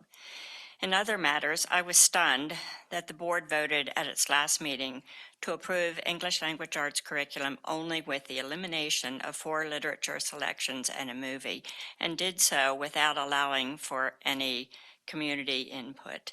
Do all 9 board members know better than the district's secondary level ELA teachers who are trained in curriculum development and selection of materials? Does the board know better than district administrators who assisted in selecting the materials? I think not. Do board members know better than panels that select literary award winners, such as the American Book Award for Sandra Cisneros' The House on Mango Street, or the American Library Association's award for Jeanette Wall's The Glass Castle? I think not. Does the board know better than American consumers whose purchases of The Glass Castle and The House on Mango Street put both works on the New York Times bestseller list, where The Glass Castle hardcover remained for 260 weeks? Does the board know better than parents who can opt their children out of reading these works? I think not. Sandra Cisneros' book has sold more than 6 million copies and has been translated into over 20 languages. I first read The House on Mango Street over 25 years ago and reread it last week. Again, I was mesmerized by vignettes such as A House of My Own, in which Esperanza longs for, quote, a house quiet as snow, a space for myself to go, clean as paper before the poem, close quote. Wow, what beautiful writing. Wall's book has sold over 5 million copies and has been translated into over 31 languages. I reread the memoir last week and found it as mesmerizing as I remembered. Most timely and relevant to the board's regrettable removal of this memoir is the following passage from the book, quote, Mom and Dad like to make a big point about never surrendering to fear or to prejudice or to the narrow-minded conformist sticks in the mud who tried to tell everyone else what was proper, close quote. I urge the board to show respect to district parents and educators by letting them decide what is proper reading material for Elizabethtown students. I urge the board to restore the ELA selected materials to the curriculum. Thank you.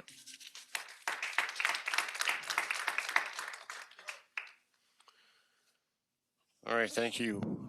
James Safford is up, followed by Doug Lamb. Good evening. My name is Jim Safford, and I'm the president of the Elizabethtown Area Education Association. I represent the dedicated teachers, counselors, and support staff who show up every day for our students, often at great personal cost. I stand before you this evening not only in frustration, but with urgency. Our schools, our children's classrooms, our teachers' workplaces are falling apart, literally. We live with peeling paint, creeping mold along ceiling tiles, and HVAC systems that wheeze and fail to maintain constant temperatures throughout the day, pushing stale, contaminated air through rooms where students and staff spend often in excess of 8 hours a day. It's not uncommon to have leaky roofs, smelly classrooms and hallways, and now, this week, we even have bats flying through our auditorium and hallways. These are not just inconveniences, these are health hazards.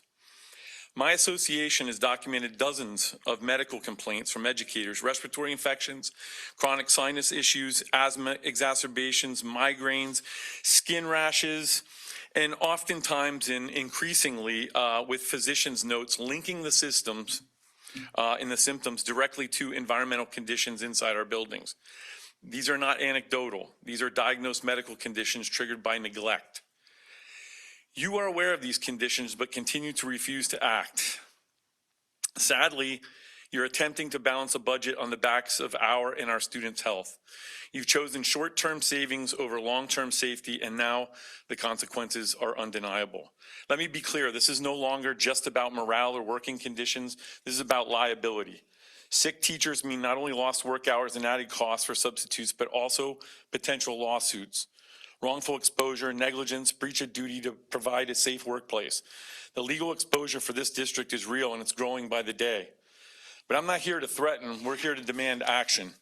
Tomorrow, in my capacity as president of the Elizabethtown EAEA Association, and on behalf of the students and staff of the Elizabethtown Area School District, I am formally requesting a comprehensive health hazard evaluation of all the district's facilities. This request will be submitted to the Centers for Disease Control and Prevention and the National Institute for Occupational Safety and Health. We will ask for full air quality testing, microbial analysis, structural safety evaluations, and exposure risk assessments, independent, federally backed, and transparent. We are done waiting for patchwork fixes and empty promises.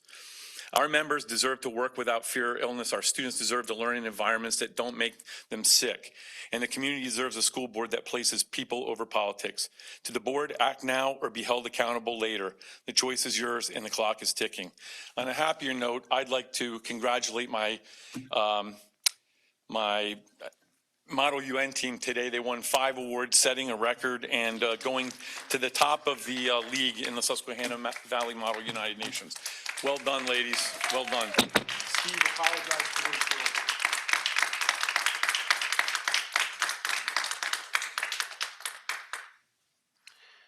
All right, Doug Lamb is up, followed by Andreas Stoner Lehman. Well, congratulations, Steve and Danielle. Great. It's good to see you guys win the election there and the other 2 that will be coming on board. And thank you, veterans, for your support for our country. We appreciate what you guys have done, and all the veterans out here in the audience as well. Yeah, what a challenge we have. I appreciate the students here coming and being on the board, but it is lopsided, seriously. I'm pretty sure you didn't talk to anybody from the football team or the FFA, and we don't see that because we're not a part of that participation. There's a lot of kids that aren't happy with some of the curriculum or the books that we have in our library. So you guys support the majority of the community who wants to clean up some of the stuff that's been going on, and you know that. You've door knocked, you hear the comments, and you get to face the rhetoric that we hear repeated. You guys took the bus from the band. That wasn't your idea. You closed down the little library. That wasn't your idea. Now you're getting told that you're not properly doing your testing right with the ceiling and the mold and the air quality. So we're going to get OSHA involved, which great. That's good news. So just, stay strong. Don't get discouraged. You got a whole community behind you. We appreciate your hard work. We look forward to the progress you're going to make. We're not going to see 20% increase in taxes that none of us can afford. So we thank you guys. It is problematic when we just re-say the same thing that the public over on this side is talking about at a board meeting.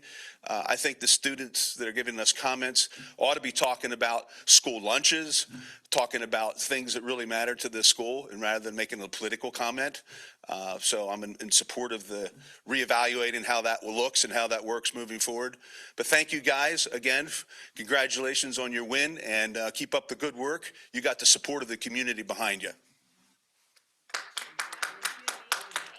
All right, let me remind everybody, especially over here, please keep quiet while people are commenting, okay? It's just a show of respect. He is talking to people on the board. Okay, just,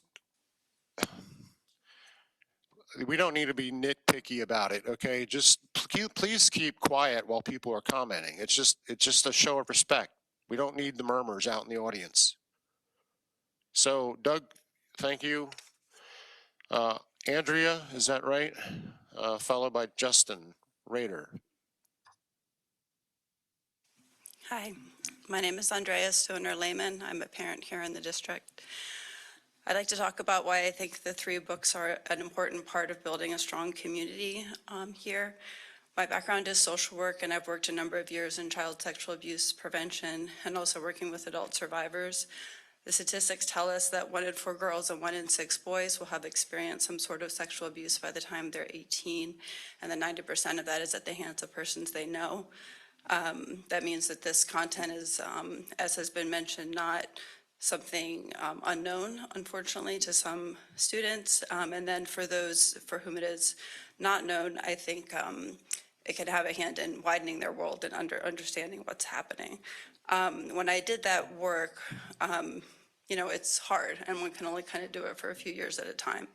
And the thing that really stuck out to me was that what brought me down the most and what was discouraging the most was not even what had happened to survivors, but how the community around them had responded, how sometimes they weren't believed by their family, by their peers and their faith communities, and how sometimes even adults in those places would act to support the person who had harmed them, and sometimes even keep giving them power so that they were able to harm other children again. My son graduated this last June, and I reached out to him because I knew he had read this book, The Glass Castle, and wanted to have him describe to me, you know, what he thought of it.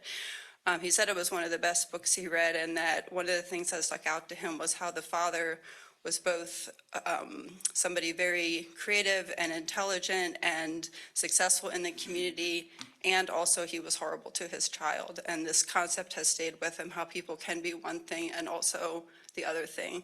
And when I think all the time about how can we make things different for survivors in our communities, and how can we make the response to them better. And so when I think about ways like this, children encountering texts that help them see that nuance in life and how people can be, I feel like they grow up to become adults who can support survivors because they understand that even somebody they've loved that's in their family that they've known as a friend can also be somebody who harms, and then they take the actions to care for children. And so I encourage you, as you go forward, to reconsider allowing children to experience these texts in ways that they can discuss with their peers, with their teachers. We all know that in their phones, they can access sexual content whenever they want, and if they're not doing it, they might observe a peer doing it. And none of that gives the context of a story of a life. When somebody's reading The Glass Castle, they can see this child experience these horrible things, and also she became a best-selling author, that there can be life after pain, and the stuff in their pocket, the content on their phone, that's not giving them that story, that understanding. Thank you.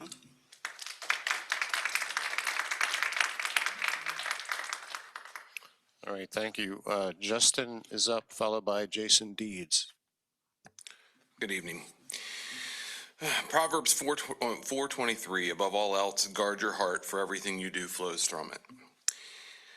So a couple of things that I wanted to talk about. Number one, the building use policy that's up for second reading. I'm absolutely opposed to any of the changes that are being suggested. It's already clear. The current policy is clear, it's effective, and I would just urge you to enforce the policy as written, rather than, offering additional disclaimers or watering down the verbiage in that policy. As it pertains to the school remodel, I just want to make it clear that I fully support us, urgently moving forward to, take the steps necessary to remodel our school. I think that you have been chosen for such a time as this. The community has once again affirmed, especially for the Lindemuths, that we trust you to make these decisions and be fiscally responsible in doing so, and do your best to limit the impact to the community. So I would urge you to take action, swift action, because it is costing money, and certainly it is a continuous concern for a lot of people, the students and the teachers, and with regards to the budget, I've expressed a lot of concerns as far as limiting tax increases, and I've come to learn over the past several years as I've gotten involved in this that a lot of the things that you face are out of your hands with regards to the spending. There's just a lot of things that are ultimately out of your hands, and I recognize that thankfully you have taken efforts in the areas in which you do have control. And it's interesting to me that a lot of people want to point out that you're engaging in culture battles, and I want to encourage the entire board to engage in the culture battle. We are in a culture battle, and you are, as board members, really empowered to set the tone for our school. We have elected you because we've looked at you and said, hey, this is what we want to represent the culture in our school. And I find it disingenuous for people to claim that you're engaging in culture battles when they want to inject sexually explicit materials into our schools.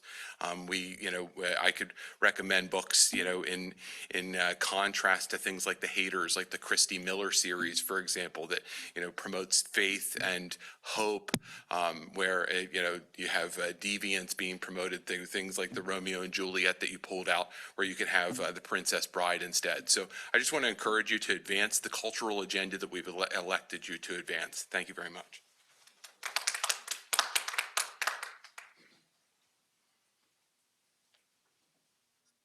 All right, Jason Deeds is up, followed by Mary Beth Witkowski. Thank you, Board. I was not going to speak tonight, but I feel compelled. First, I want to apologize for my outburst. I wouldn't have to do it if you could control. What is representation?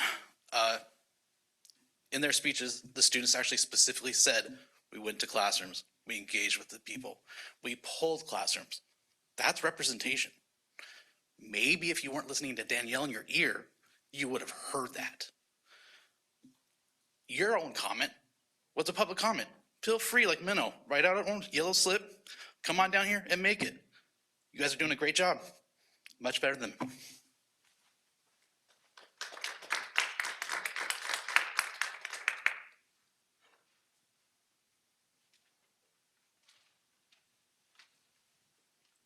All right, Mary Beth Witkowski's up, followed by Beth Dreyer.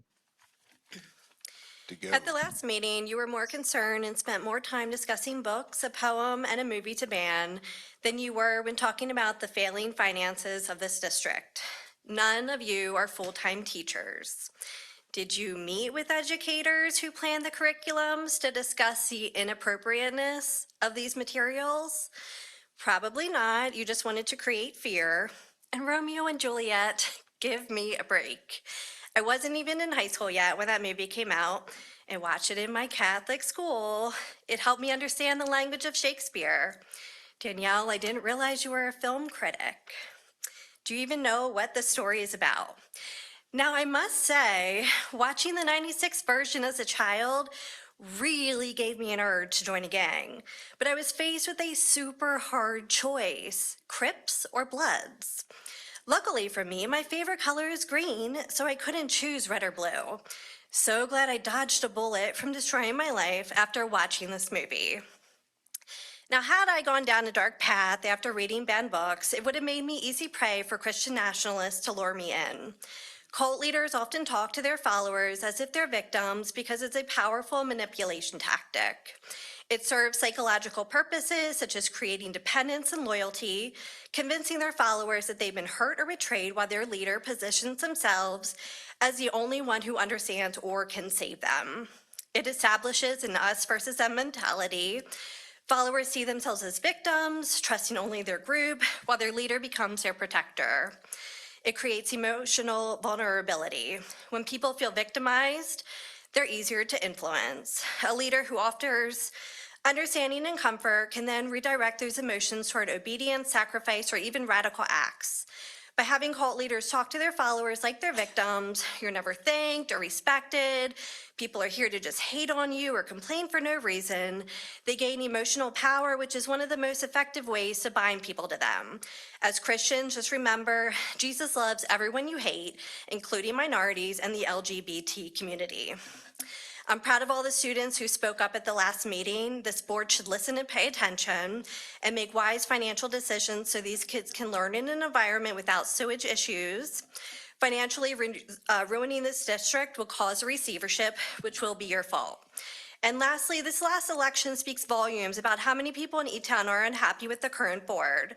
You may have won by a slim margin, but it gives me hope that the more days that pass, the more meetings that people tune into, the more poor decisions the board continues to make, that our community will pay attention, speak out, and vote for significant changes. And to the student reps, you guys were well-researched, well-written, and well-spoken, so good job. Thank you.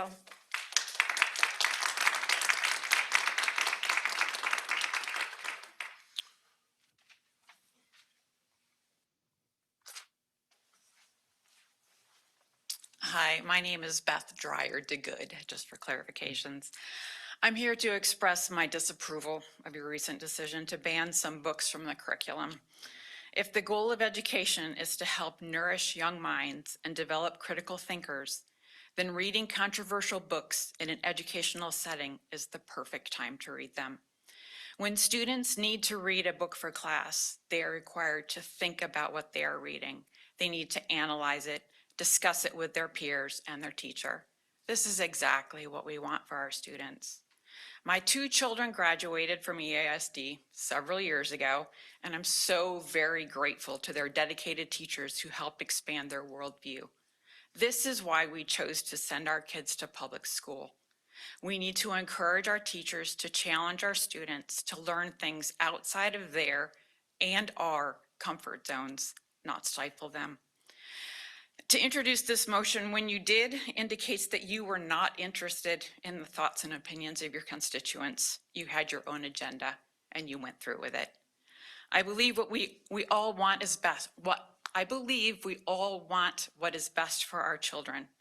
The fact that we all have access to the world, the good and the bad on this little phone device, we need to teach and encourage our kids to discern what is true and engage with what is different so they grow into adults who are educated, thoughtful, and compassionate. The public schools should be a place where all students from all backgrounds interact, grow, and learn from each other and their teachers using a diverse curriculum that challenges them. Thank you.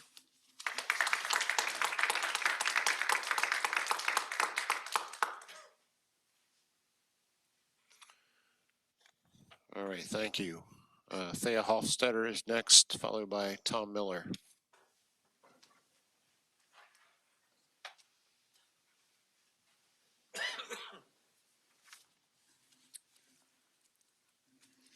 Good evening, Board. I wanted to say how much I appreciate all of your service and the hard work and dedication that you guys have amidst the personal attacks and other things that frequently come from this microphone. I also wanted to thank you for the decision that you made regarding curriculum at the last meeting. I understand that it is important to cover topics that can be challenging and difficult. However, I don't understand why, when we're dealing with minors and having those conversations, why it seems to be the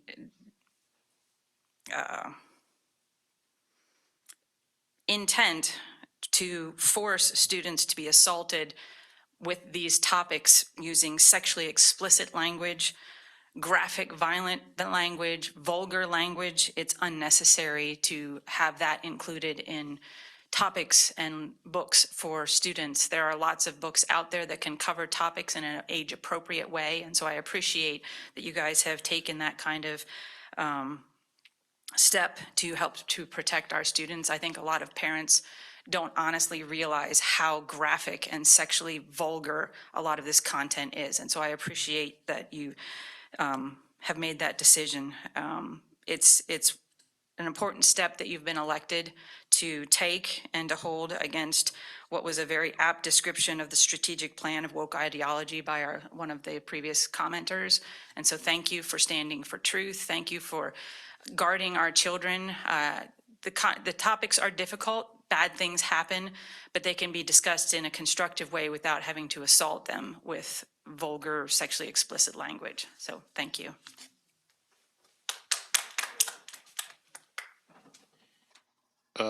The tech team back there, Mr. Portser, we've lost our clock up here.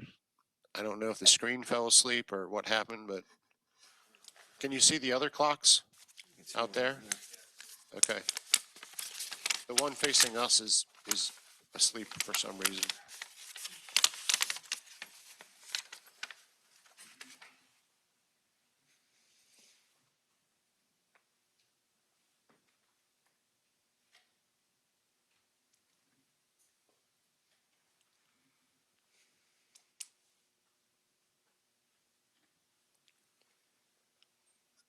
All right, go ahead, Mr. Miller. Yeah, I want to thank you for congratulations on winning. Also, I want to thank you for the courage, the challenge, the curriculum. That's your job. Thank you. That's tough. Get a lot of criticism. I want to say, blessed are those persecuted for righteousness' sake, because that's what it feels like. Today's Veterans Day. Thank you, Dr. Nell. And thank you, Jim Reed. Yesterday was 250th anniversary for the Marine Corps. Thank you, sir. Well, you work for a living. Sorry about that. I served honorably for 11 years in the United States Armed Services. I'm thankful that I was physically, mentally, emotionally, and spiritually able to endure the training and to serve. My primary role as a citizen soldier, other than the fight, was as a construction surveyor and then as a medic. My service was limited. I did not see war, and I do not regret that. I appreciate and honor those who did and survived and those who did not survive. I also had the distinct honor of working in construction for several years with a World War II veteran who did see war, including an infantryman on the beaches of Normandy and D-Day. I became very close friends with him over those years. He was a Native American who had friends in the Black community and white community. Red Wing also became a believer in Jesus Christ later in his life after World War II. I've been very fortunate to experience military training, camaraderie, and experience, and I thank God for that. However, the greatest experience in my life is when I became a believer in Jesus Christ, and it is an ongoing experience to grow and stay nurtured in the faith. This is why for the last few years I've attended many school board meetings. My wife and I have paid lots of money to this school district over the years. We have no regret for that. However, we want the best for the employees and students, and that's where constitutional religious liberty comes in. Children need to know where there is a God who is their Heavenly Father and has a plan and purpose for their lives. They also need to know that there is a judgment day and learn how to live in preparation for that day. Several years ago, the United States Supreme Court repealed the Lemon Test. Every Christian and Jew should celebrate and tap into the religious liberty guaranteed in our United States Constitution. Proclaim liberty throughout all the land, Leviticus 25:10. This directive is cast on the sides of our Liberty Bell in Philadelphia. We should not fear the traditional Judeo-Christian biblical worldview. It should be promoted. Pillar 4, student well-being. The E-Town educational experience should include faith opportunities for student and faculty. It is important and vital to well-being. Make the schools more friendly to Christians and Jews and promote religious liberty. Thank you very much.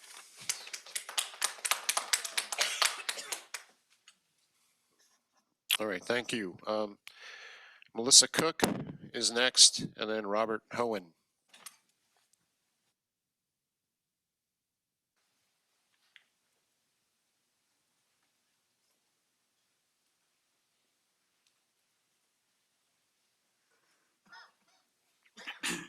Good evening, Mr. Lindemuth and school board members and administration. I've been reflecting a bit on our last board meeting and specifically on a point I brought up regarding how our school board makes big decisions for our school district. I truly believe that when you are looking to make the most beneficial choices, tapping into the insights of our dedicated teachers, staff, and other district professionals is absolute key. They're on the front lines every day, and their experiences should offer valuable perspectives to help guide you. When significant adjustments are made, such as removing books and items from curriculums without truly collaborating and discussing them together as a team, it can sometimes leave people feeling a bit out of the loop and cause unnecessary friction. So often, it feels like those vital voices, whether our amazing educators or even our incredible, passionate students, might not always be fully heard. I was particularly moved by the bravery of all the students who spoke up at the last meeting. It takes immense courage for young people to stand before you all and share what's truly on their minds, especially when those topics are so very close to their hearts. I really think we should be celebrating their willingness to encourage and engage and express themselves. It is not an easy thing to do, to be up here. Their heartfelt input is incredibly precious. I am very impressed with our student representatives actively reaching out and collecting feedback from their peers. That's truly inspiring to see.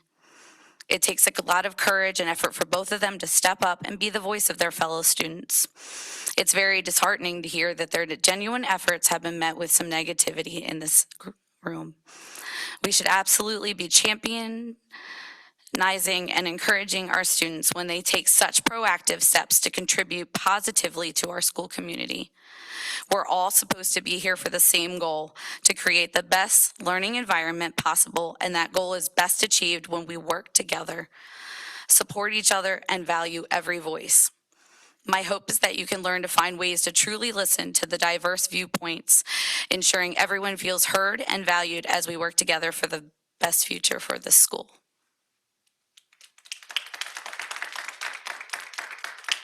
Okay, thank you, Mrs. Cook. Mr. Hohen is up next, and then Steve Stauffer.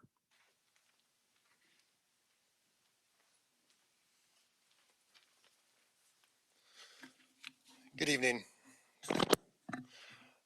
I recognize that some of you have not been on the board for a full term, but honestly, I've been disappointed and have yet to see a significant benefit to most of you being on this board.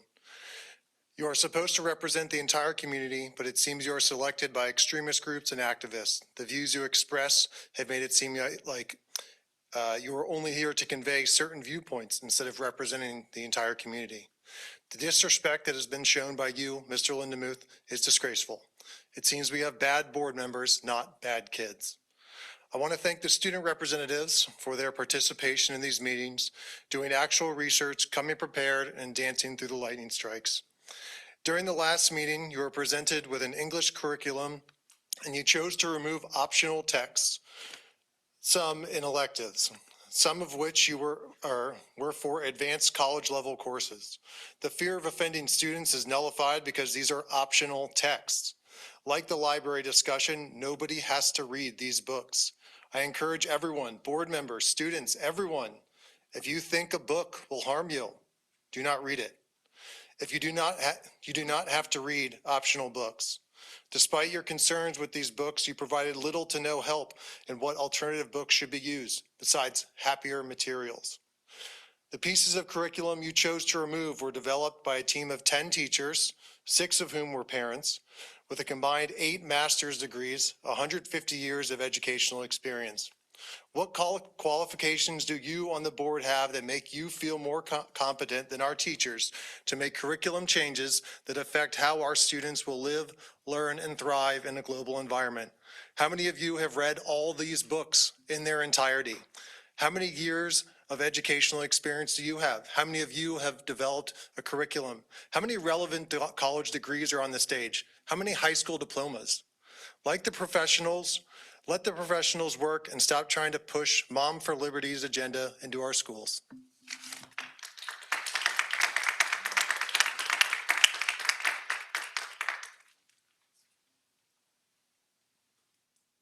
All right, Steve Stauffer is next, and then Christopher Witkowski.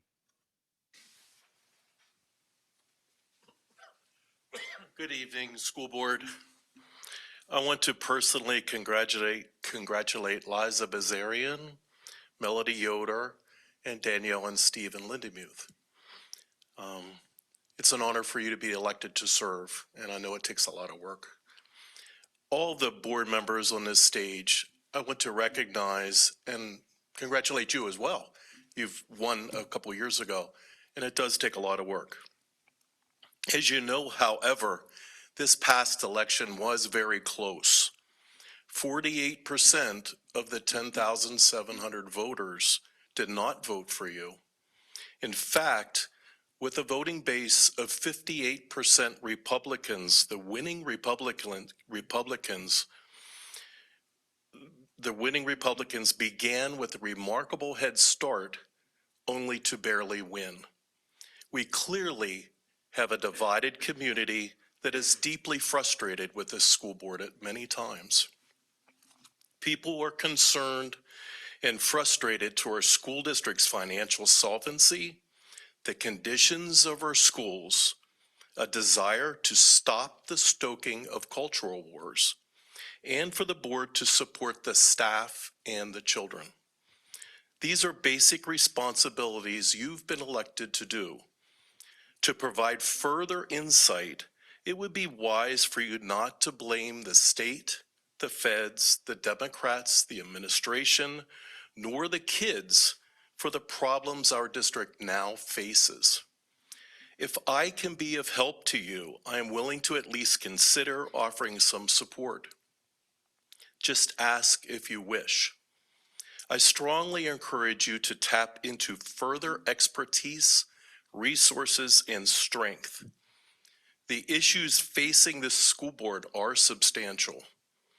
In closing, I chose to try to serve to solve problems and to support the educators, the community, and especially the children. You will be observed and evaluated on your ability to solve problems and support the educators, the community, and especially the children. Your legacy is being written, and thank you.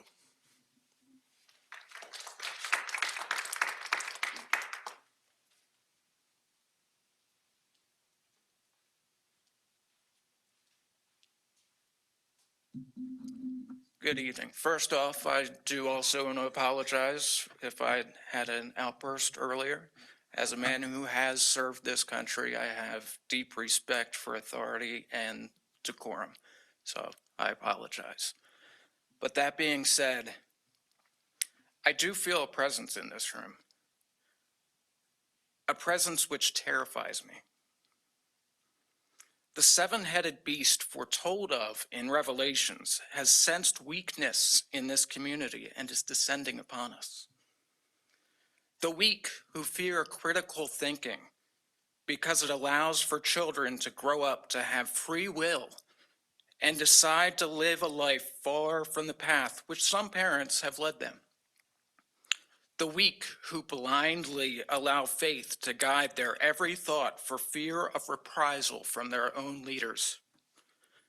Leaders who have preyed on the weak to follow their every whim. Leaders who crucify the minds and souls of our children out of fear.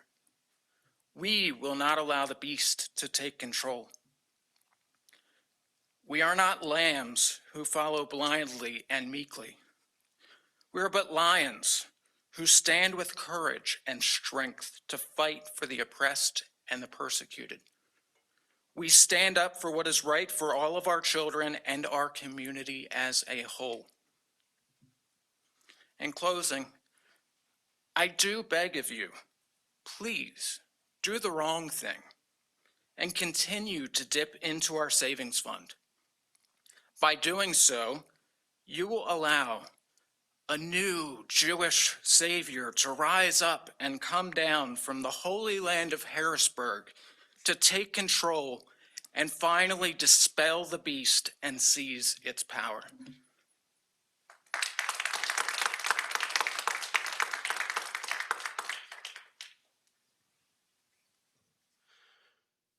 Jamie Fickus is next, and then Heather Croft.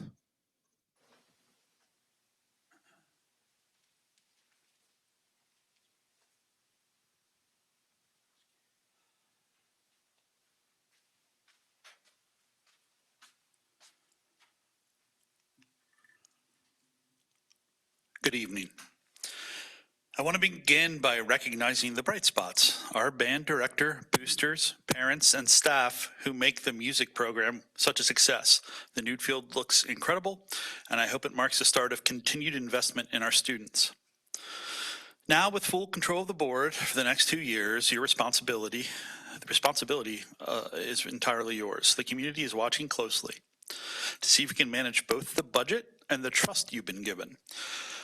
Tonight, your own student representatives, something the board once championed, and including people in the audience, showed more leadership and composure than many adults in this room.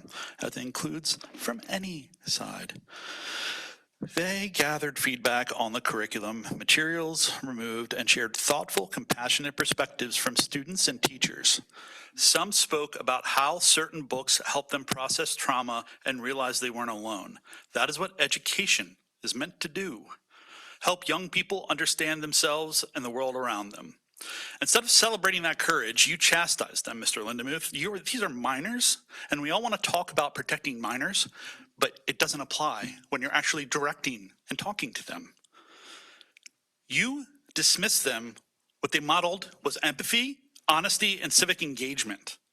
You cannot claim to defend these children while you're silencing them for speaking truth, and it may not be what you want to hear. There's far more serious issue that cannot be ignored. Mr. Riggleman, you invited students to text pictures of the school facilities during the school day. That is wildly inappropriate. You're asking minors to communicate privately with an adult board member on personal devices during instructional hours without staff supervision.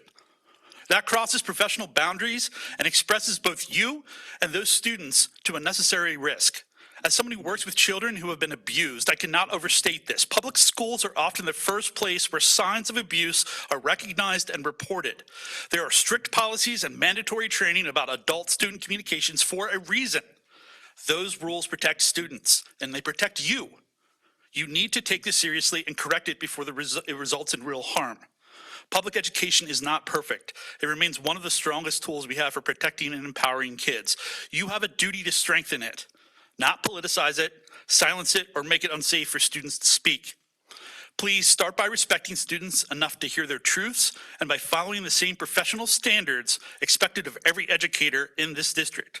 Thank you for your time, and thank you to Bruce, Steve, Sarah, and Christy, and anyone else who's continuing to serve our students and our community with integrity. And if somebody tells you to shut up, you keep speaking. Thank you.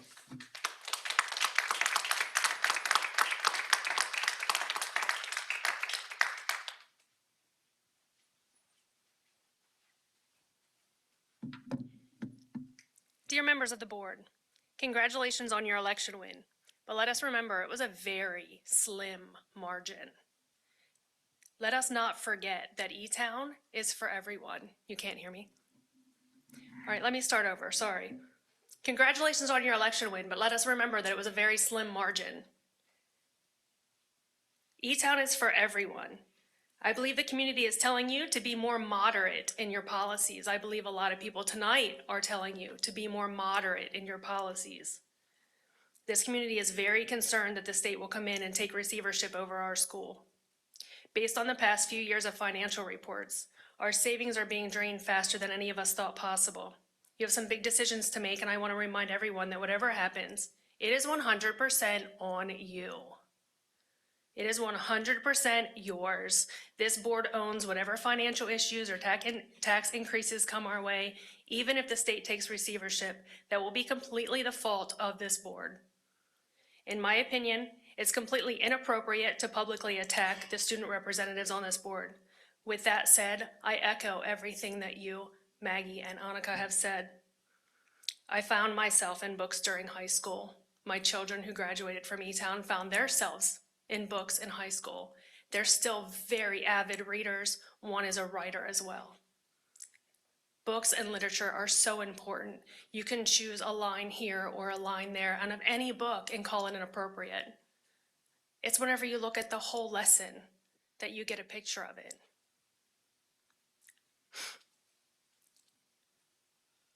Sometimes those books help us see experiences that we ourselves don't have, and sometimes those books help us see ourselves in things that we feel alone in, things that we feel like we're the only kid in middle school that's been sexually assaulted, or that's being physically abused, or that's being racially or attacked because of racial or LGBTQ. Sometimes those books are the things that keep kids coming to school, things that keep kids from doing self-harm. I sent an email to each of you about my concerns regarding a member of this board giving his private cell phone number to students. I received feedback from one. Thank you, Kelly. I echo everything that Jamie said. That is a liability. Our legal fees have tripled since you guys took control of the board, and we are putting us at a legal risk of more, of somebody suing, and who pays that? We pay that. I think that you need to apologize, and in my personal opinion, I think that you should resign the board. Thank you.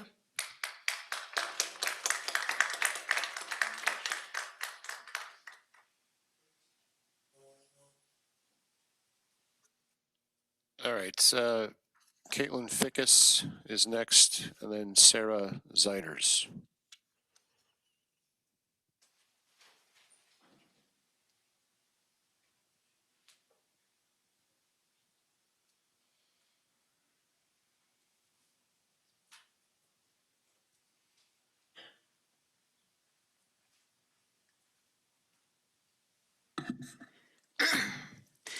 Good evening. I wasn't planning to speak tonight, but I was absolutely astounded by how disrespectful the board president was conducting himself to discourage and dismiss student updates simply because they were critical, even though they were respectful, is unacceptable.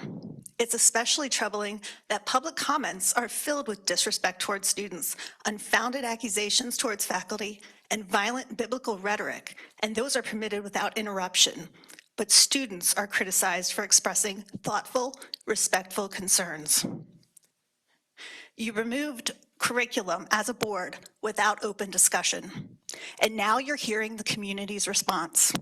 Students can still read these books on their own, but that misses the point. The heart of education and group learning is open discussion, the opportunity to hear and understand different perspectives. And silencing that does a disservice to our students and our community. Tonight, I listened as you all championed academic excellence, but your actions tell a different story. This district is not being properly funded. You're cutting teaching positions, underfunding the IMC, forcing larger class sizes. Opportunities for field trips and learning beyond the classroom are disappearing. And these decisions that you make directly harm academics and undermine the quality of education you claim to support. Our students deserve better. They deserve investment, not empty words.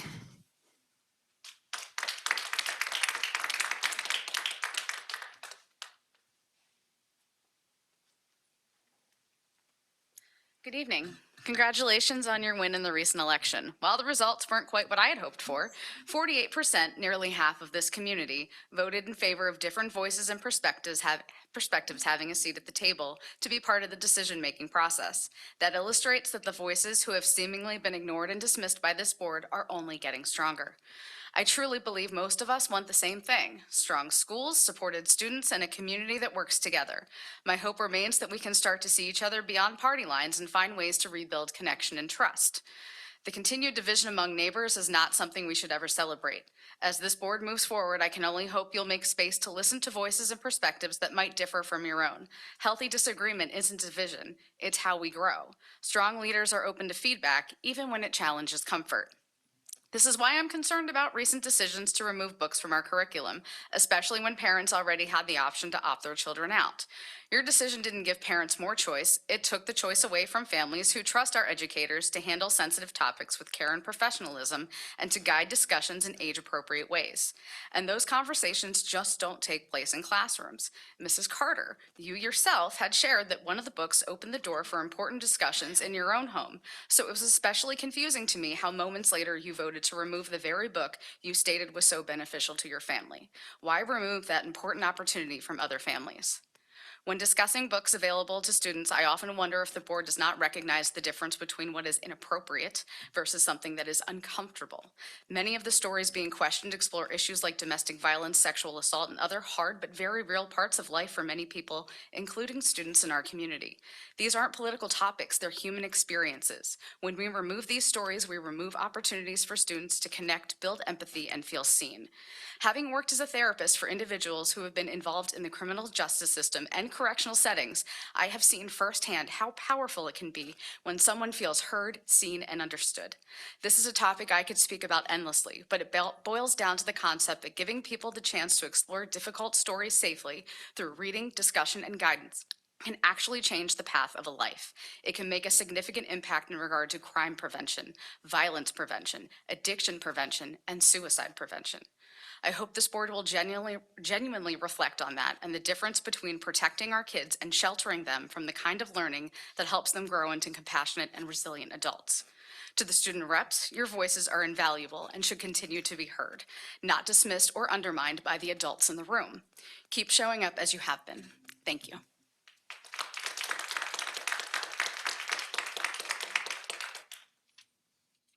All right, I think our last speaker for tonight is Mrs. Ritchie.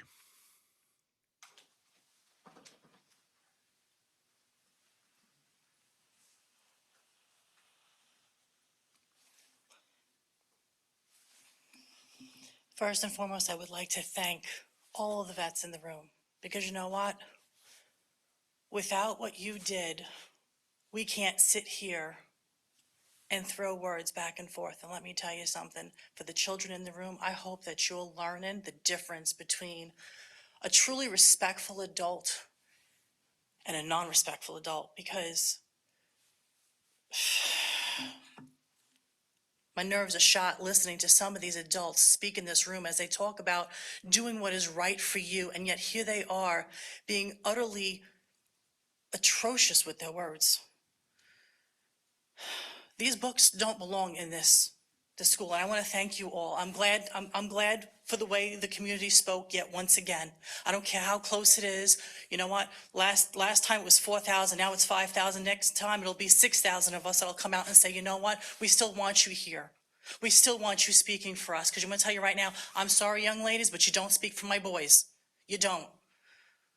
My boys are not represented, although now that you guys have spoken up and said this is not effective for the curriculum, that's spoken. And I appreciate that tremendously. Because you know what? If my boys want to go into the stupid library, they can pick out those books. I'm not looking forward to it, but you know what? They can do it. This opt-out is a bunch of crap, excuse the expression. It's useless, because they can walk into the stupid library, sit down, read a freaking book, and let me tell you something. Anyone hands my child a book that is so sexually explicit that if I go and I hand it to them in the real world, I can get arrested for, let me tell you something. God help me. God help me. You all know how you all the parents that can come up here and talk about, oh, we need to tell these children, show them how empathy works, because these children that got hurt. I'm going to tell you something right now. As a person that has stand here that has been hurt in their past, I don't want my children to feel that. I don't want any child to feel that. I don't want you handing a book to an innocent child for them to feel that. God help those who have felt it. I'm really sorry for them. But don't you take away the innocence of those children and force them to read these books or even hand them books. Don't send them the opportunity to pick up these books so they can feel these things. And shame on any adult that stands up here without feeling those actual feelings. Shame on them for saying, it's okay, we should want them to feel it. You know what, you're freaking wrong. Let's go back to, what is this woman that said this here? Discern what is true. Jesus Christ is true. His words are true. Our children need to hear Jesus Christ's words, not these empathy books. Jesus Christ wants to make sure that these children understand that they are loved and they are wanted no matter what they think, no matter what they do. He loves us the same way we love our children, undeniable. All right, thank you. Your time is up. All right, thank you for your comments. I believe that ends our public comment time.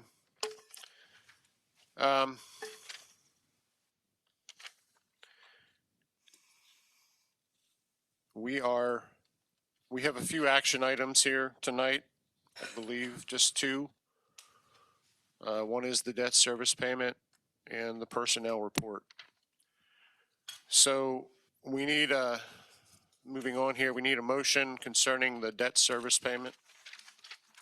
I make a motion that we approve to pay the 3.2 million debt service payment for November from the Fund 32 Capital Reserve. When the PA budget is passed and first payment received, Capital Reserve will be reimbursed from the general fund. Second.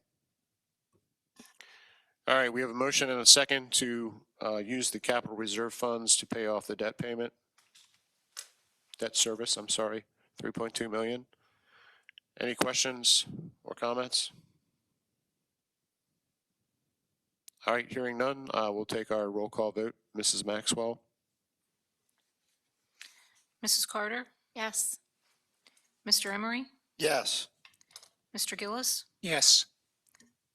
Mrs. Lindemuth? Yes. Mr. Reed? Yes. Mr. Riggleman? Yes. Mrs. Shrum? Yes. Mrs. Wilson? Yes. Mr. Lindemuth? Yes. Personnel report. Dr. Nell, we'll hand it to you. Yes, the administration recommends approval of the personnel report pending receipt of the necessary paperwork. I make a motion that we approve the report as presented. Second. All right, we have a motion and a second to approve the report, personnel report as presented. Any questions about that report? All right, hearing none. Mrs. Maxwell, let's take our vote. Mr. Emery? Yes. Mr. Gillis? Yes. Mrs. Lindemuth? Yes. Mr. Reed? Yes. Mr. Riggleman? Yes. Mrs. Shrum? Yes. Mrs. Wilson? Yes. Mrs. Carter? Yes. Mr. Lindemuth? Yes. All right, so those two items both pass.